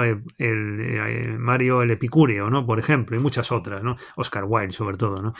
El mismo Gautier también, ¿no? Por influencia a estos dos. Bueno, pues todo ese mundo de la estetización me parece apasionante, ¿no? El ver la política subordinada a un mensaje cultural, eso lo logra la estetización. Yo creo que esto tiene que ser siempre y cuando haya un fenómeno de fondo cómico también, ¿no? Es decir, no tomárselo demasiado en serio. La estetización de la política lleva a un festival. Me estaría acordando ahora de ciertos pasajes del Quijote muy sabios sobre la dimensión posible de lo cómico en la política, ¿no? Yo creo que por esa vía se podría seguir avanzando, siempre siendo conscientes de los riesgos y del peligro de la estetización, ¿no? Vamos a ello ya, vamos a ello ahora seguidamente. Bueno, esto es un vídeo que estoy haciendo de un tirón, voy a hacer un pequeño inciso, me lo puedo permitir, llevo 1 hora y cuarto. Me ha dado por ahí, digo, voy a soltar una charla de lo que salga y así improvisada sobre temas culturales. Igual estoy un par de horas o más hablando de esto. Voy a dar he dado una vez al pausa, solo voy a seguir alguna vez quizás. No domino el fenómeno técnico de cara a hacer vídeos, ni me prodigo en el YouTube, pero este vídeo sí lo colgaré y por si interesa, y es, como digo, improvisado y con algún defecto técnico seguramente en cuanto a su grabación o su exposición. Y entonces lo que me propongo es básicamente exponer ideas sobre cómo sería el programa llevado a la práctica del estado de la cultura. Y desde luego uno de los baluartes es la estetización, pero vamos comentando los distintos temas que podrían salir. Y el que voy a contar ahora voy a ir a un tema desde luego importante, un tema clave,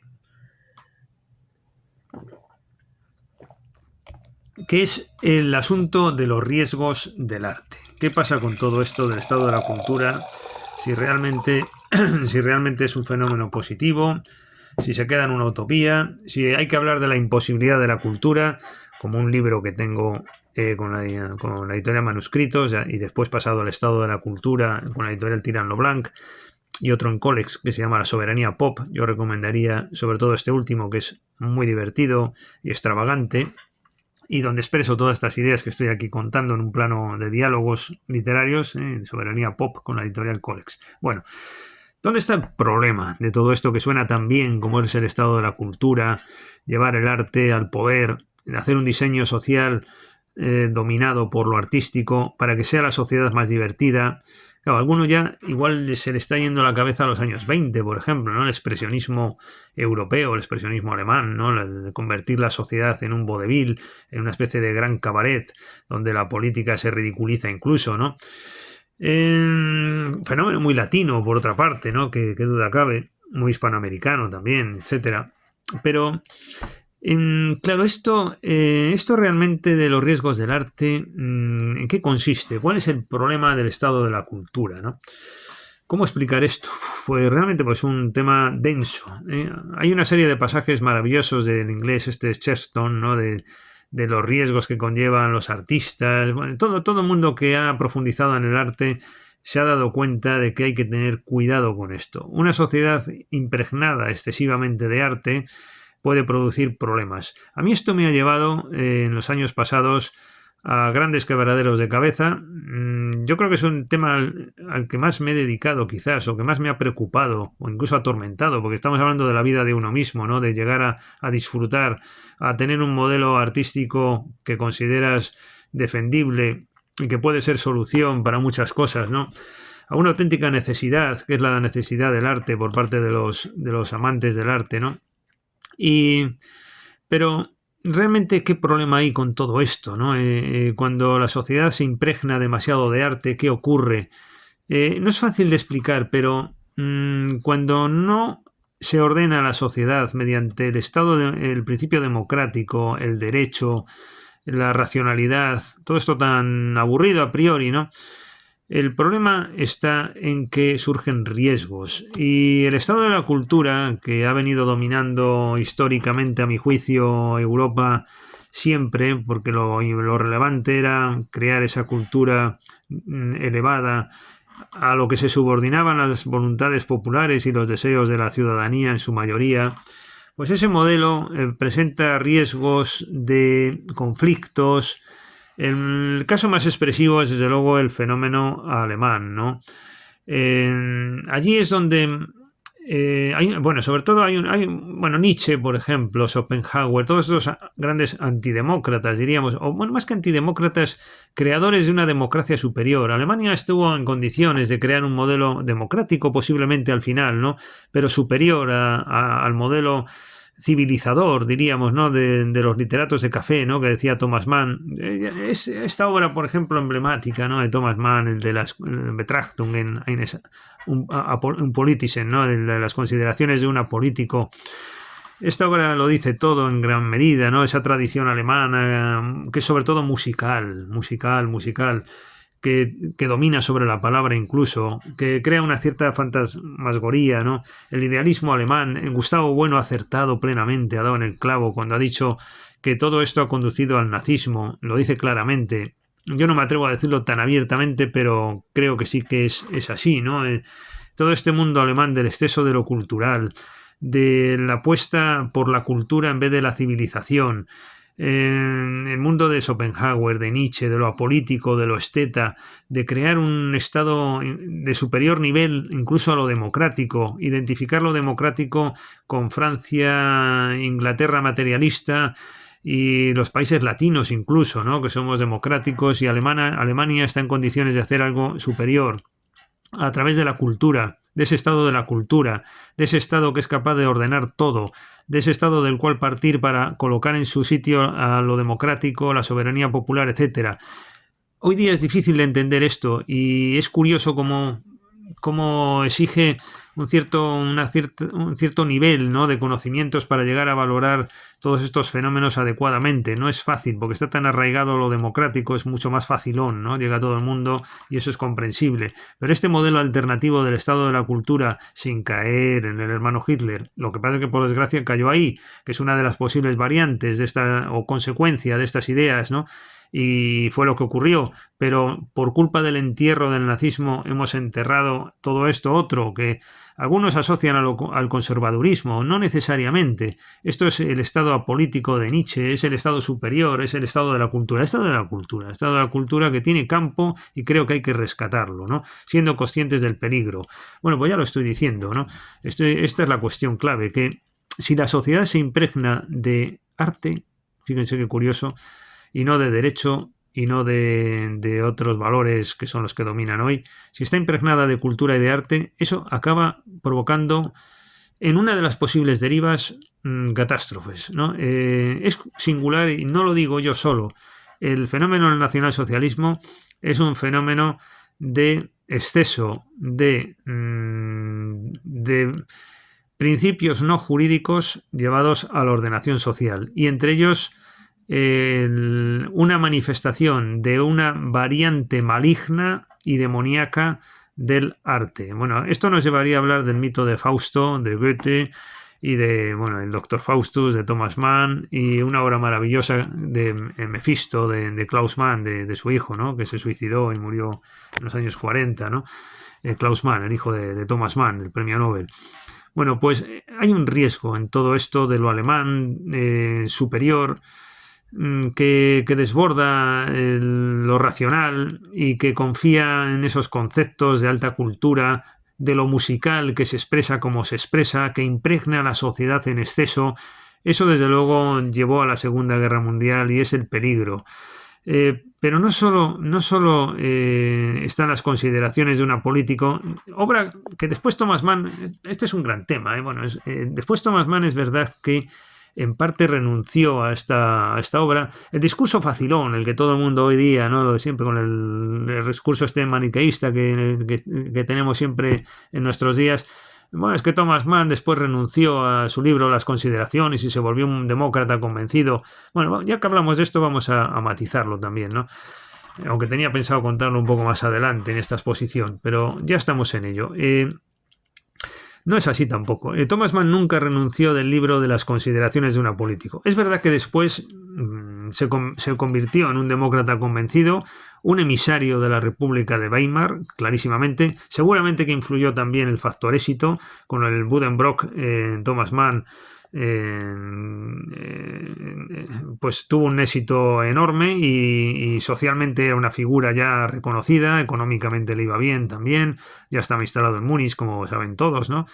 Su familia procedía de Lübeck, ¿no? De los países hanseáticos y bueno, pues esta obra no renunció realmente a ella nunca y voy a después a contarlo, sobre todo hablando de la montaña mágica y en el tiempo que pueda estar hablando de esto. No renunció nunca, pero es verdad que también por otro lado, a raíz del nacionalsocialismo sobre todo, casi ya hasta se volvió tan bolchevique como su hermano, diríamos, ¿no? Bueno, y no es que su hermano tampoco fuera un bolchevique contumaz, ¿no? Pero, sino más bien apuestan por la democracia, por la sana democracia, por la reconciliación con Francia, y se evita ese supremacismo alemán. Las consideraciones de un político tienen un doble ramalazo. Por un lado está esto del estado de la cultura apasionante, de una alternativa, y que creo que eso está vigente todavía, en mi opinión, para mejorar la democracia, obviamente no para quitarla, como he dicho antes, para matizar algunos efectos de la soberanía popular que se están dando en la creación de cultura artística pop.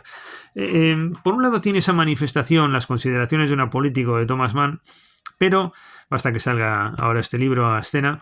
Pero por otro lado tiene la idea del supremacismo alemán, la identificación de la cultura solo con Alemania. Eso me parece un poquito burdo de Thomas Mann. Es el único elemento que no le veo positivo.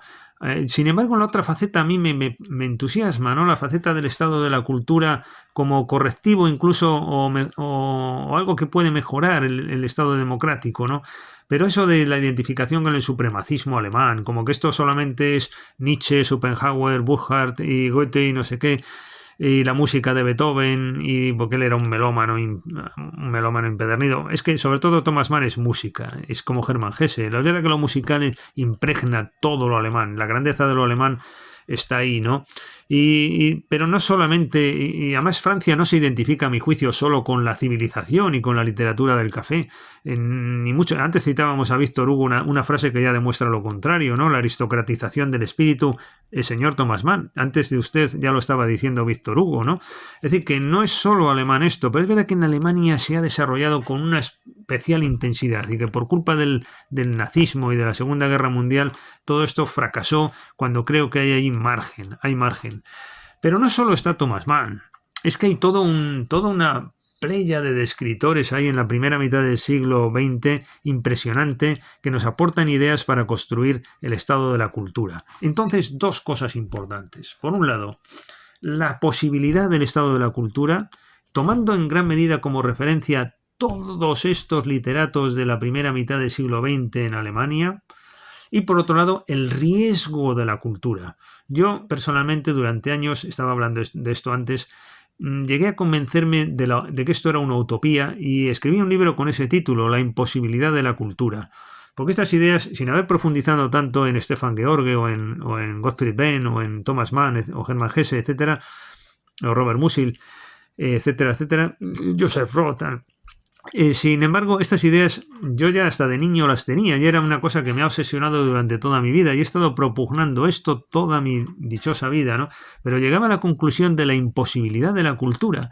Llegaba a la conclusión de que esto era una utopía, que tenía más malo que bueno, que al final no se puede dar, sobre todo por los riesgos que conlleva la cultura, ¿no?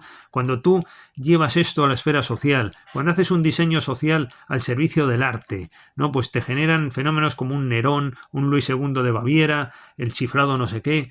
Bueno, entonces esto, perdonen que sea demasiado coloquial a veces, improvisando, pero creo que, sin embargo, vuelvo a insistir en ello. Si es posible el estado de la cultura, hay que rescatar, y esta literatura nos ofrece de forma impresionante informaciones muy buenas y muy valiosas, pero hay que tener mucho cuidado con la impregnación de la cultura por parte de la sociedad. He dicho antes el diseño social acorde, ¿no?, a la cultura, pero con cuidado siempre. La idea esencial de la posibilidad del estado de la cultura es ser consciente del riesgo, pero avanzar hasta el límite del riesgo, ¿no? Es una idea de Fernando Savater, por cierto, que le adopto, que habla él sobre el placer, lo define en esos términos, ¿no?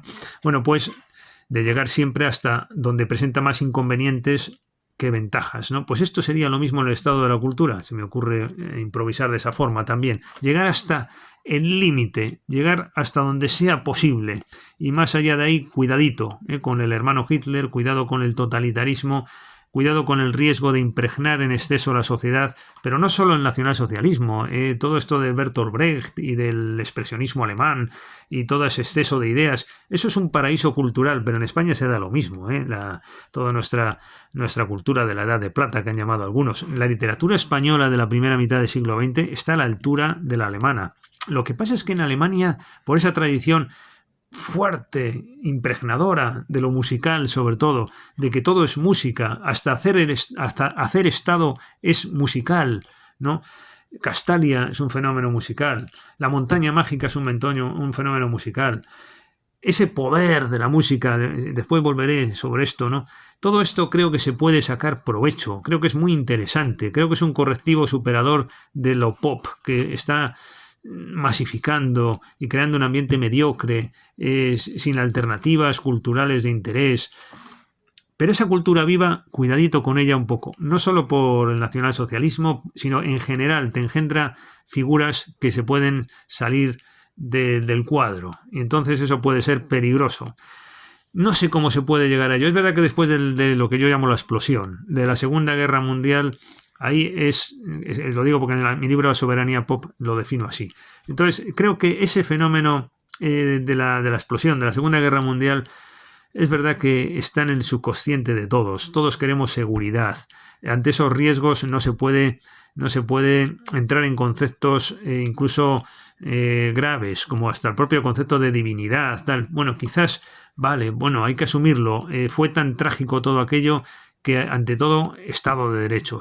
Fíjense que en el sitio donde más Estado de la cultura hubo es donde mayor arraigo tuvo el Estado de Derecho, que es el ejemplar Estado de Derecho después de la Ley Fundamental de Bonn, de la República Federal Alemana. Qué duda cabe que se desarrolló hasta sus últimas consecuencias y la neutralidad del Estado, etc. Por eso Alemania hoy día es un país que quizás estas ideas que estoy contando no sea el país de referencia, posiblemente, porque allí es complicado que todo esto pueda decirse. España es un país que no pinta nada en el mundo, ¿no? Pero al menos no tenemos ese lastre. Yo confío, voy a hacer un inciso nuevamente, ¿no? Confío en Hispanoamérica, fíjense, confío en que hay población suficiente como para una alternativa al mundo utilitarista anglosajón de una democracia superficial.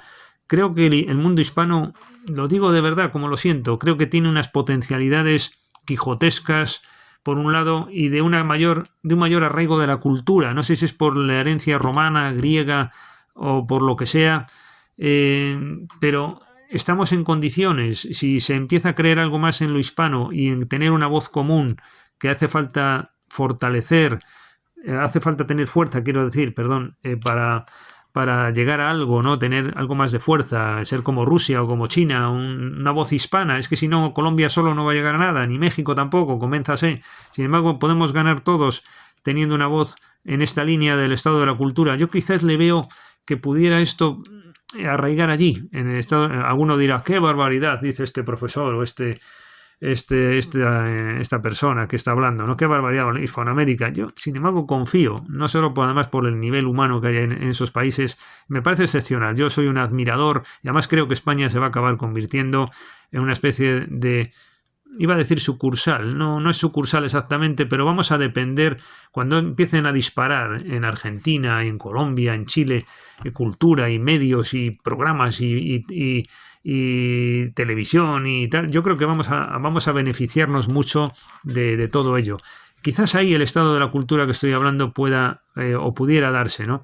Bueno, Thomas Mann, por cierto, es apasionante. Yo que tenía estas dudas, ¿no? Con mi libro de la imposibilidad de la cultura, el estado de la cultura, siempre llegando a esa conclusión de que todo esto es utópico, hay tantos riesgos, al final mejor siempre el Estado de Derecho, no desviarnos de la democratización ni un ápice, por cuidadito con lo que decimos, que esto es arriesgado, pero al mismo tiempo renunciamos, me recuerda un poco a Freud todo esto, renunciamos al mismo tiempo de instintos vitales necesarios para el hombre, ¿no? Porque sin todo esto, al final acabamos en esto de lo pop, ¿no? Ya ni eso, en la nada, ¿no? En la nada cultural y en la nada humana y en políticos de estos que tenemos y tal, y una sociedad insatisfactoria, donde además los que pueden huyen o no tienen posibilidades en ese mundo tan copado, ¿no? Por los políticos, y después estos de la cultura que copan todos los puestos de la cultura y a la propia derecha se los otorga, ¿no? Por el complejo que tienen. La izquierda se queja del capitalismo, pero está bien montada en el sistema. Que una voz independiente, ¿no? Que hable así en estos términos del estado de la cultura. Pues miren, lo que les estoy diciendo de Thomas Mann, cómo arraiga, ¿dónde estaría la clave? Thomas Mann, en todas sus obras, en las consideraciones y después en todas las posteriores, y también en los Buddenbrook, nos expresa. Todo esto lo cuento como fundamento de mis propias ideas, pero que en vez de hablarlo con González Varas, dice esto, González Varas dice lo otro, voy a decirlo con Thomas Mann porque seguro que queda mejor presentado. Todo el pensamiento de Thomas Mann, todo, al final, lo condensas, lo resumes. ¿Qué es lo que te sale? Te sale la siguiente idea, optimista para el estado de la cultura, pese a ser un planteamiento puramente alemán, derrotista en el fondo. Pero así todo hay un punto esperanzador, que yo también lo he dicho muchas veces, pero quiero decirlo en términos de Thomas Mann. Y este escritor es un artista, es un músico, en el fondo es un músico que no hace música, ¿no? En la Edad Media había también, no era Ficino, no, había otro que no me acuerdo ahora el nombre, que todo lo consideraba músico, y sin embargo no tocaba un instrumento. Bueno, pues Thomas Mann era lo mismo, ¿no? Los hijos decían, ya tiene TM, es que le llamaban así los hijos, TM, ¿no? Thomas Mann. Ya tiene la cara de música, que por cierto así murió con la cara de música en su rostro, ¿no? La cara está de los melómanos, que por cierto Thomas Mann, voy a hacer un inciso también, Thomas Mann a mí me parece que sus obras son como las sinfonías brucknerianas, ¿no? Tiene momentos de una especie de bajo nivel, ¿no? Como las sinfonías de Bruckner, que si las oyen te van aturdiendo a veces con unas melodías y dices, bueno, intrascendentes, ¿cómo es posible? Y después llega a lo más sublime de lo sublime, una belleza exaltada, fría, un mundo de una altura, eso sí que es elevado, es impresionante. Las sinfonías de Bruckner es la novena, la séptima, la quinta, la tercera, bueno, la cuarta también, la romántica, ¿no? Es impresionante, ¿no? Bueno, pues bueno, me iba ahora a Gustav Mahler, pero en Thomas Mann ocurre lo mismo, ¿no? Que son pasajes así como hasta de cotilleo, documentales y después pasajes sublimes, ¿no? Bueno, ¿cuál es la idea esencial de Thomas Mann? Hago esto como las sinfonías beethovenianas, ¿no? Que es, Beethoven era un experto, como saben, en ir para después llegar al momento clave, que es el momento que tiene uno que conservar, ¿no? En el momento álgido, en el momento sublime, ¿no?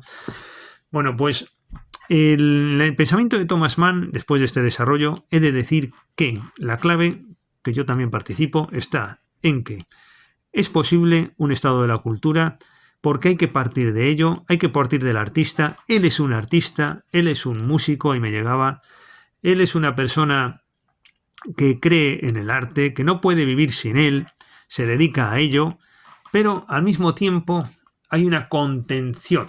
Esa es la gran idea de Thomas Mann, que él lo define con lo burgués. Él habla de lo burgués, que es ese otro espíritu, que es su padre, porque el musical le viene de su madre, que era brasileña, aunque de sangre 3/4 partes eran alemanas, que por cierto en sus diarios Thomas Mann se refiere a que tiene una belleza española, habla. Me sorprendió ese dato. Los diarios son muy buenos, los de Thomas Mann. Están en alemán y hay una traducción de parte, muy bien hecha, por cierto, en español. Muy recomendable. Bueno, vuelvo otra vez al origen. La idea esencial de Thomas Mann. La idea esencial de Thomas Mann es la posibilidad del arte, la posibilidad del estado de la cultura, la irrenunciabilidad de la cultura. Sin eso no se puede vivir. Sin la música, como esto es todo Nietzsche, ¿no?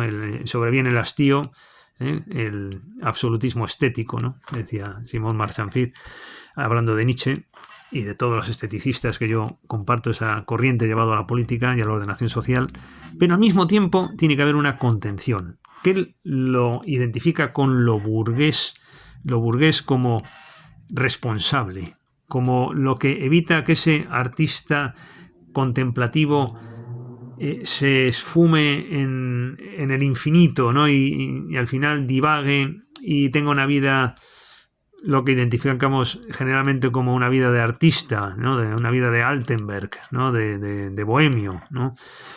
Una vida de ese tipo. El modelo Altenberg o el modelo Bertolt Brecht no es el modelo de Thomas Mann, ¿no? Entonces, en todas las obras está esto presente, ¿no? Voy a profundizar un poco más en esto, en Thomas Mann y en el estado de la cultura como punto de partida para esta posibilidad, ¿no? Porque Thomas Mann, yo creo que al final sobrevivió a la Segunda Guerra Mundial, como se sabe, y se convirtió en un demócrata convencido, pero si hubiera visto los desenlaces de la soberanía popular, del Estado democrático, posiblemente habría dicho: sus consideraciones de un político, fíjate por dónde, tienen más valor del que yo me pensaba. Vamos a eliminar el supremacismo alemán, vamos a eliminar todo eso, pero toda esa idea del potencial estado de la cultura como algo superador de estos otros modelos que satisfacen lo elemental, pero no llegan a donde llega ese mundo musical llevado a la política. Fíjense qué idea, ¿no? Bueno, es que la frase más mejor de todos los tiempos es esta de Thomas Mann, de La montaña mágica, de que el arte es políticamente peligroso, ¿no? Kunst ist politisch verdächtig, ¿no? Esa es una idea maravillosa. Ahí está dicho todo, ¿no? Es una idea que suelta Settembrini a Nafta en sus discusiones, ¿no? Que es lo típico de la montaña mágica. Por eso digo que no renuncia la montaña mágica a las consideraciones. Lo que pasa es que lo democratiza. Y seguramente si Thomas Mann hubiera vivido más tiempo, se habría convencido de que habría que haber dado quizás más campo a las ideas de las consideraciones, porque es verdad que él renegó en cierta medida de ellas, porque es un libro bastante antidemocrático, con un tono hecho en el contexto de la Primera Guerra Mundial, que la mayoría de los intelectuales alemanes propugnaron y defendieron, judíos en gran medida, porque eso fue otro de los errores y torpezas del nacionalsocialismo, el echarse en contra a todos los judíos cuando tanto habían aportado a la cultura alemana y a la Primera Guerra Mundial, ¿no? En fin, bueno, ahí podríamos citar a mucha gente. En definitiva, Thomas Mann, clave. ¿Por qué? Por un lado, partimos del arte. Es que con estas excursiones que hacemos después volvemos al origen y creo que queda mejor, o más entretenido al menos, ¿no? Bueno, y si no, pues igual no está tan convincente como uno querría. Partir del arte, dominando el diseño social. Esto sobre todo Gottfried Benn y Stefan George lo dejan más claro todavía, pero siempre Thomas Mann desconfía del arte y siempre hay que poner una contención.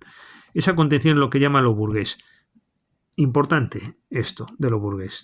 En toda la literatura alemana de la primera mitad del siglo XX, toda la literatura hay una obsesión, igual que en la española, con Clarín, etcétera, Pardo Bazán, con Galdós, por ese modelo de burgués mediocre, nefasto, mezquino, que no interesa socialmente. Esa crítica que se hace a sus comportamientos, relacionados a veces con un autoritarismo estúpido, bueno, eso habría mucho que hablar, volveremos sobre ello. Pero, en definitiva, ese concepto de burgués, por un lado, también está en Thomas Mann. Lo vemos, por ejemplo, en el Buddenbrook, lo vemos claramente. Era Jan, ¿no? Jan Buddenbrook, el que tiene 3 hijos, es Thomann, Christian y Toni. Toni es una mujer. Toni se casa con uno que se llama Grünlich. Este Grünlich es el típico burgués que va buscando el dinero de los Mann, se dice los Mann, aunque en plural sería, eso es una anécdota para los que sepan alemán, ¿no? Los Männer, ¿no? Pero eso es una bobada que saco yo de él. Ahora, bueno, pues los Mann, no los Männer, que sería el plural correcto de Mann. Los Mann En realidad está Tony Buddenbrook, obviamente. Esta se casa con Greenleaf, que es el típico desaprensivo que va buscando el dinero y además tiene una despedida de lo más zafio. Y bueno, pues es el prototipo de lo burgués. Y los personajes que se ven arrastrados por el arte, que ya el propio Christian, el hermano de Thomas, en los Buddenbrook, que es la obra que le sirvió el premio Nobel a Thomas Mann, es un personaje que se deja arrastrar por los teatros, por el ambiente cultural, en cierta medida, y es una persona que acaba mal, Christian. No tiene la altura de Thomas Mann, que es la representatividad del modelo burgués de Thomas Mann, y de su familia, ¿no? Él lo identifica con su padre, también político, Thomas Buddenbrook, ¿no? Y también el padre de Thomas Mann, senador, se dedicaba al cereal, su familia, su padre. Entonces es una saga de empresarios que acaba con Thomas Mann y sus hermanos. Y en la novela con los Buddenbrook, porque hay mucho de autobiográfico. Y entonces esta hermana de Thomas Buddenbrook, que es el protagonista, Tony, se casa con este Greenleaf. Y el segundo marido también sale mal, porque resulta que es otro burgués empresario de Baviera. Él lo pinta en la obra, ¿no? Los Buddenbrook como el típico bávaro. No todos son así, pero hay algunos que es verdad que son así, porque son gente muy emprendedora y tal, pero hay algunos que son así, bueno, pues como este que se casa y entonces dice, bueno, ya recibo el dinero que me corresponde, pues entonces ahora voy a dejar de vivir, ¿no? Voy a dejar de trabajar. Bueno, otra decepción más. Hay personajillos de estos de tipo burgués a lo largo de los Buddenbrook, en La montaña mágica, en el Doctor Fausto, este personaje Inés, que es un personaje que va buscando la vida burguesa. Estoy hablando de Doctor Fausto ahora, de este tipo de personajes burgueses que abundan en toda la literatura alemana y en la española, en la francesa, criticados siempre. Y esta Inés, por ejemplo, es la hermana de Clarice. Clarice, por cierto, un ejemplo más de personaje arrastrado por el arte, que acaba mal. Y Inés no opta por la vía del arte y opta por la vía burguesa, como Daticia, va buscando pues un sueldo, un profesor bien instalado en este caso, y entonces se junta, según Thomas Mann lo va describiendo, el espíritu burgués de ella y la moral de ella con la estética, porque es un profesor de estética con el que se casa esta Inés, ¿no? Y sin embargo después ni tiene moral ni tiene nada, y persigue a uno que se llama Schwarzfeger, creo que se llama, que la desprecia y ella pues va persiguiéndole, al final lo mata, ¿no? Pero bueno, va persiguiendo, va haciendo el ridículo, etc. Esos son los personajes burgueses que abundan en Robert Musil, en todas estas obras y en las españolas también, como digo, ¿no? Pero después está en Thomas Mann ese otro burgués que es el burgués responsable, ¿no? Él piensa en su padre, en toda la saga de empresarios. En el Buddenbrook está claro, ¿no? Thomas no entiende el arte realmente, ¿no? No es capaz de entender el arte. Es decir, que es un fenómeno también muy curioso, ¿no? La mujer del protagonista, Thomas Buddenbrook, que por cierto tiene también el marido sospechas de que anda teniendo relaciones con el pianista que la acompaña porque ella toca el violín, etcétera. Bueno, pues no acaba de entender el arte. Thomas Buddenbrook es un personaje decente, recio, ¿no? Que, por cierto, acaba muriendo accidentalmente. Cuando hay dolores de muelas en las obras de Thomas Mann, cuidadito porque acaban siempre con alguna desgracia. Bueno, pues Thomas Buddenbrook tiene un hijo con esta violinista que no llega nunca a entender ese mundo que así todo le resulta atractivo. Y el hijo se llama Hanno. Y este es el que pone en fin a la familia. Precisamente se produce esa identificación entre lo artístico, cultural, con el declive, ¿no? Es decir, es algo que nos lleva al mal, ¿no? Es algo que no nos conduce a algo positivo. Bueno, pues esto es el cuidado. Esto es lo que hay que tener. Lo dice Thomas Mann, que es una persona entusiasta del arte y de la cultura. Este es el riesgo, hay que ser conscientes de ese riesgo, y esto es lo que lleva a ese maravilloso ensayo de un par de folios del hermano Hitler, un ensayo muy posterior en el que ya habla claramente, en el que Thomas Mann defiende la posición de que Hitler es un fenómeno producido por el arte. Y yo me alegro de haber descubierto esto en tiempos un poco más recientes, porque son ideas que llevo escribiendo incluso. Yo conocía estas ideas, pero no con tanta profundidad, porque es verdad que ahora tengo un empacho de literatura alemana, porque con sistemática me he leído todo, en todos los autores relevantes de mitad del siglo, la primera mitad del siglo XX, ¿no? Pero estas ideas que uno ya escribía, ¿no? En mi libro de la búsqueda intelectual de lo trascendente del año 2000 y poco, la segunda realidad, todo esto, pues lo ves reflejado con la autoridad de este escritor, y la verdad es que para mí ha sido, tengo que confesar, un fundamento esencial, mis propias convicciones e ideas de esto del hermano Hitler, ¿no? De que cuidadito con eso del exceso de cultura, a dónde te lleva el arte. Cuidado con todo ese mundo porque puede llegar a ser siniestro. Y ahí está la identificación de lo alemán, de lo musical, de lo demoníaco con todo esto, que es lo que siente un melómano de pro al final, ¿no? Sientes todo eso, ese mundo, ¿no? En todas esas obras sinfónicas o sobre todo música de cámara, sonatas para violonchelo y piano, etcétera. Bueno, hablaríamos de esto, ¿no? Hablaríamos. Toda esa pasión, ¿no? Está relacionada con el demonio. Entonces esto nos lleva al Dr. Faustus, ¿no? El Dr. Faustus, que describe la vida precisamente de un músico y topa con el demonio, lo invoca y quiere llegar a algo en el mundo de las artes. A cambio pues cede su alma, ¿no? Al demonio. No tiene tanto que ver con el de Goethe. Ya saben que Thomas Mann se sentía el nuevo Goethe de su época, no era el poeta, por eso sufrió tanto con el exilio, ¿no? A Estados Unidos. Por cierto, en ese camino hizo una obra sobre Don Quijote preciosa, un ensayo muy bonito, muy recomendable de Thomas Mann, en el viaje que hizo a Norteamérica en barco, porque es que a él le sorprendió el exilio cuando estaba en Suiza y de ahí ya tuvo que emigrar y marcharse a Estados Unidos, ¿no? Bueno, pues todo este mundo de Thomas Mann es interesantísimo porque aporta las claves. Vamos después a algún que otro escritor alemán de esa época que también aporta mucho, y no me quiero extender demasiado en Thomas Mann, ¿no? Pero los Buddenbrook, ahí está claramente expuesta la idea, el arte como algo maligno, cuidado con el arte, es lo que lleva al declive, y por eso la necesidad de una contención. Lo burgués, el sentido de responsabilidad, impide un bohemio como Altenberg que no dice más que payasadas, aunque también tiene su encanto. O los expresionistas alemanes que estaban disparando en ese momento literatura, pues quizás tampoco sea la vía. Hombre, es verdad que Thomas Mann es conservador, ¿no? Pero la idea esta del estado de la cultura, creo que sí que tenemos un referente muy interesante en este autor, ¿no? En los Buddenbrook, la asociación a lo maligno, que se consuma con Dr. Faustus, esa siempre esa descripción de lo burgués negativo, pero también lo burgués como contención, etcétera.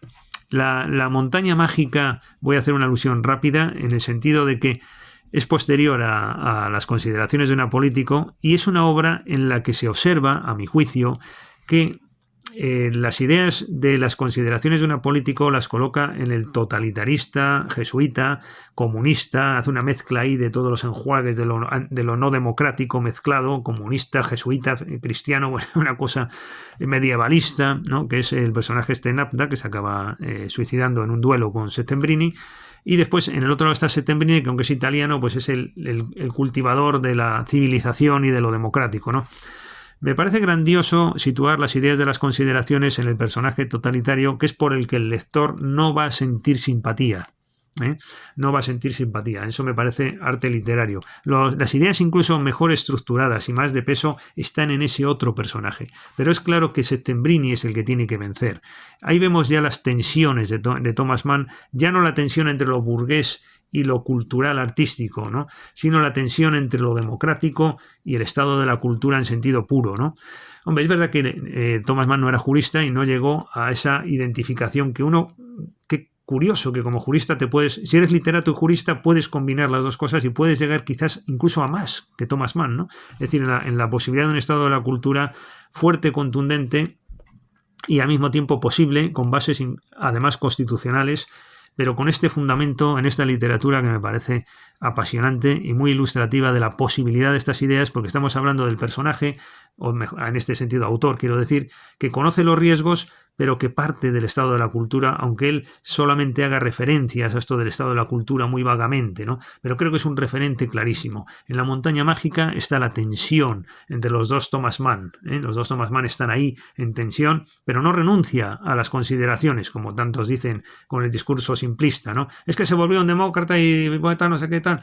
Bueno, sí, por supuesto, ¿eh? Pero él siempre tuvo en mente la nobleza del espíritu, la aristocracia del espíritu, pero como eran los griegos atenienses, como la Ilustración también era así. Es que hemos perdido un poquito el rumbo. La Ilustración, ¿hasta qué punto todos estos ilustrados, del propio Kant, todos escribían de estética, ¿no? Cuando Montesquieu le dijo a Diderot, escríbeme algo en la enciclopedia, Montesquieu escribió sobre la palabra estética, ¿no? Y hasta qué punto con la democracia no era un gusto por la democracia, no era un gusto estético por la ley, ¿no? No era un gusto al final todo esto de lo democrático. ¿Hasta qué punto al propugnar estas ideas que son antecedentes de lo democrático por los ilustrados, todas estas ideas de la soberanía popular, de etcétera, etcétera, hasta qué punto quisieron los ilustrados es el desenlace actual, ¿no? O hasta qué punto la estética como concepto más importante en su época, porque era el concepto clave, Hume también y tantos otros escribiendo de esto, ¿hasta qué punto ese concepto no prima? O, pues no digamos ni una cosa ni la otra, pero vamos a ver si conciliamos. Pero no este discurso facilón de ahora, oh, por supuesto, la cultura. Si es ahora cuando puede darse y además, vamos, se concilia con el Estado de Derecho de maravilla. Yo observo tensión, observo antagonismo entre la cultura y el mundo de la política y del derecho. Observo, hay contradicciones, tensiones, no es lo mismo partir de uno que partir del otro. Me está preocupando si estoy grabando o no, porque es la primera vez que en mucho tiempo y sobre todo con este teléfono. Y entonces voy a antes de concluir estas exposiciones que hago improvisadas y además de dar la luz, que no la tengo cerca, voy a hacer un parón. Veo que los youtubers muchas veces hacen comentarios así personales para hacer esto al parecer más distendido. Entonces voy a hacer un parón, voy a comprobar que realmente estoy grabando, y perdonen por mi ignorancia y por mi inocencia, y después voy a seguir, ¿eh? Ahora mismo vengo de nuevo.